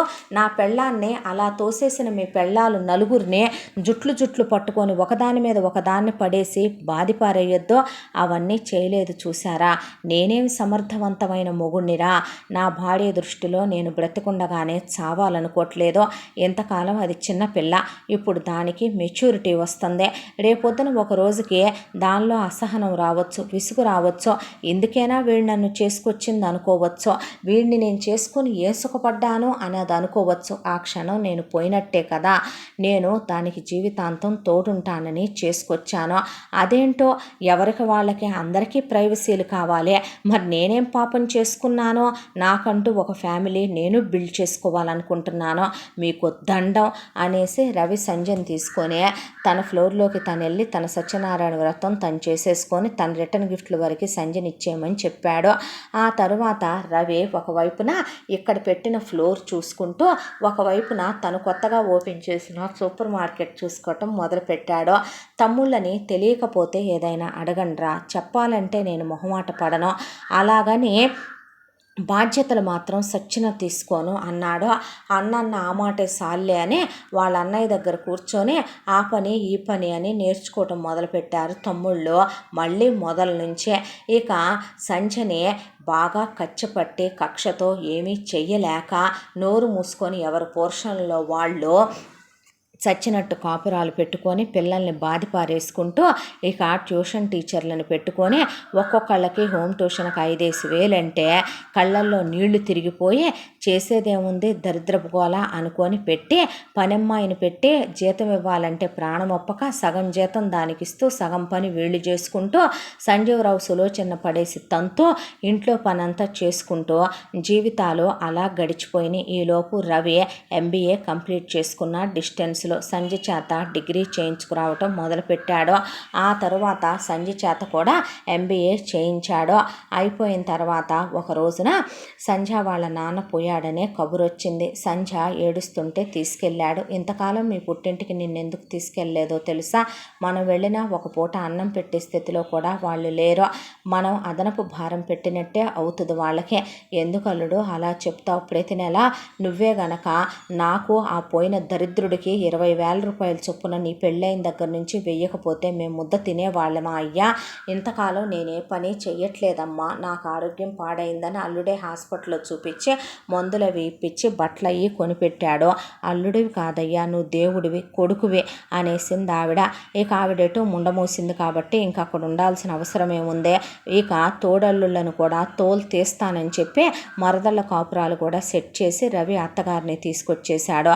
అమ్మా బాబుల దగ్గర ఉండి చాకరీ చేయమనమంటే తప్పుగా ఫీల్ అయ్యాడు, కానీ బాగానే తీసుకొచ్చి పెట్టుకున్నాడు ముండమో పత్తనే అని తోడుకోడల్లో ఒకవైపున అత్తగారు చెప్పుకుంటున్నారు సంధ్య వాళ్ళ అమ్మ గురించే. ఆవిడ వచ్చి తిని కూర్చునే మనిషి కాదు, కూతురికి సాయం చేసి పెడుతూ ఇక కూతురికి అల్లుడికి ప్రైవసీ కలిగించి కృష్ణారామ అనుకుంటూ ఆవిడ పని ఆవిడ చేసుకునేదే. సంధ్య గర్భవతి అయినప్పుడు ఒక్కళ్ళు కూడా సంధ్యను పలకరించిన పాపాన పోలా. రవి సూపర్ మార్కెట్కి వెళ్ళాక సంధ్య పిల్లల్ని ఒంట్లో బాగోపోతే ఆ ముందేయండి ఈ ముందేయండి, కూరలు వండుకోలేదంటే ఆ కూరలో ఈ కూరలో రవికి తెలియకుండా పెట్టిస్తూనే ఉండేదే. కానీ ఒక్కమ్మ కూడా సంధ్య ఒళ్ళో ఇంత చలివిడి పెట్టిన పాపాన పోలే. ఒక్కళ్ళు కూడా కనీసం వచ్చి ఎలా ఉందని కూడా పలకరించిన పాపాన పోలేదు. తోడుకోడళ్ళు కానీ అత్తగారు కానీ. ఒకళ్ళు చేసేదే ఉందని కళ్యాణ మండపం బుక్ చేసి రవి సంజయ్కి సీమంతం గ్రాండ్గా జరిపించాడు. అయిపోయిన తర్వాత పెద్ద హాస్పిటల్లో సంజయ్ ప్రసవించింది.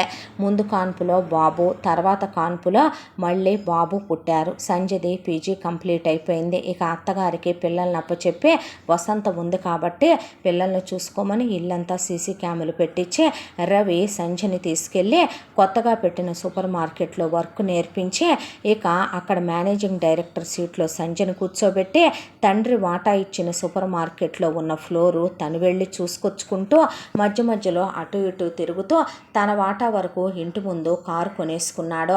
కారులో భార్యను అక్కడ దింపి తనిక్కడ దిగి ఆ తర్వాత మధ్యాహ్నం కలిసి ఫోన్ చేసి భార్యను తీసుకొని సాయంకాలం ఇద్దరూ కలిసి ఇంటికి వచ్చేసి ఆ తర్వాత పిల్లల్ని ఎంతో చక్కగా పెంచుకుంటూ పెద్ద స్కూల్లో వేసుకున్నాడు. తన భార్య, తన పిల్లలు, తన అత్తగారు, తన ప్రపంచం తప్ప ఎవరి విషయాల్లో రవి కలగజేసుకోవటం మానేశాడు. రవి పుణ్యం అంట తమ్ముళ్ళు పనులు నేర్చుకొని పొద్దున 7ంటికి వెళ్తే రాత్రి 12 దాకా అన్నతో సమానంగా కష్టపడుతూనే ఉన్నారు. అడుక్కు తింటాం రోడ్డును పడి అని. ఇక వీళ్ళు తిని ఇళ్లల్లో కూర్చొని పొద్దున్న లేచిన దగ్గర నుంచి సంజయ్ మీద సాడీలు చెప్పుకోవటం, వాళ్ళ అమ్మ మీద సాడీలు చెప్పుకోవటం. సులోచన సంజీవరావు పడేసి ఒకవైపున బాత్తన్నా సరే ముసలోడు గొంతెమ్మ కోరికలో అనుకుంటూ మధ్య మధ్యలో ఏపరాల్ని తిట్టిపోసుకోవటం, కోడల్ని తిట్టిపోసుకోవటం. ఇలా వీళ్ళ జీవితాలు ఇలా గడిచిపోతున్నాయి. ఒక ఇంటికి పెద్ద కోడలా చిన్న కోడలా అని కాదు, బాధ్యతలు అందరం పంచుకోవాలి, బాధ్యతలు అందరం తీసుకోవాలి. 10 చేతులు కలిస్తే ఏ బరువైనా ఎత్తటం సులువైపోద్ది. ఒక మనిషి తను మొయ్యగలిగినంత బరువునే మొయ్యగలడు. 100 కేజీల బరువు మోసే మనిషి నెత్తి మీద ఒక్కసారే 10,000 కేజీల బరువు పెట్టి నువ్వు మొయ్యాలి అనటం తప్పు.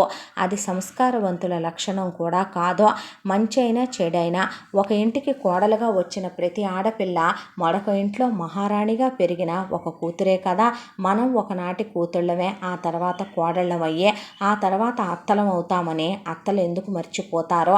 తోడుకోడళ్ళు ఆడపడుచులు లేని ఇంట్లో ఆ ప్లేస్ని ఎందుకు రీప్లేస్ చేయాలనుకుంటారో. సంస్కారాన్ని విఘ్నతని మర్చిపోయి పశువుల్లా ఎందుకు బిహేవ్ చేస్తారో. నోటికి ఎంత వస్తే అంత మాట చదువుకున్న సంస్కారాలను పక్కన పెట్టి ఎందుకు మాట్లాడతారో. కొంతమంది ఎంత ఎదిగినా ఒదిగి ఉండటం గొప్పతనం అనుకుంటారు సంధ్యలాగా. కొంతమంది మేము చాలా ఎదిగిపోయాం అని వాళ్ళు బయలుదేరిన వేర్లే మర్చిపోతూ ఉంటారు మరికొంతమంది.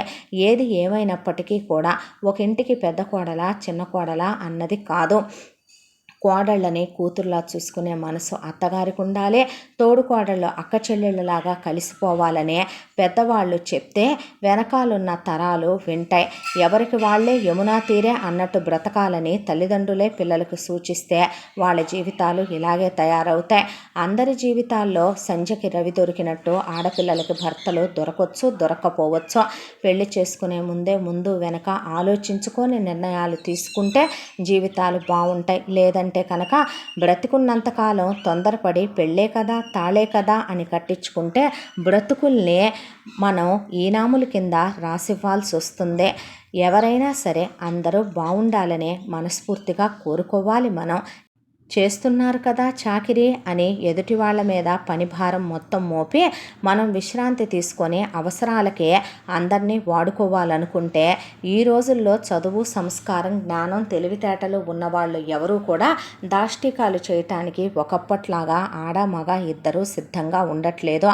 మన కుటుంబం, మన భార్య, మన బిడ్డలు, మన భర్త, మన పిల్లలు అనేది ఎదుటి వాళ్ళల్లో లేనివి బయలుదేరేలాగా మనమే వాళ్ళని రెచ్చగొట్టి కలిసి ఉంటే కలదు సుఖం అనుకునే మనుషులను కూడా కలిసి ఉంటే తప్పదు దుఃఖం అనేలాగా చేసేసే స్థితికి తీసుకొస్తాయి కొంతమంది మాటలు, చేతలు. ఏది ఏమైనా సరే ఒక ఇంటికి ఆడపిల్లని ఇచ్చుకునేటప్పుడు ఆచితూచి అమ్మా నాన్నలు కూడా ఆలోచించి అడుగు వేయాలి. అందరికీ రవిలాంటి భర్త దొరకాలంటే కష్టమేమో కదూ. ఇంతటితో ఈ కథ సమాప్తం. మళ్ళీ మరొక మంచి కథతో కలుసుకుందాం. తప్పకుండా మన ఛానల్ని లైక్ చేయండి, షేర్ చేయండి, సబ్స్క్రైబ్ చేయండి, బెల్ ఐకాన్ క్లిక్ చేసి ఆల్ అనే బటన్ ప్రెస్ చేయడం మర్చిపోకండి. ఈ కథను మనకు అందించిన కథా రచయిత్రి జి యామిని శ్రీనివాస్ గారు. Thank you.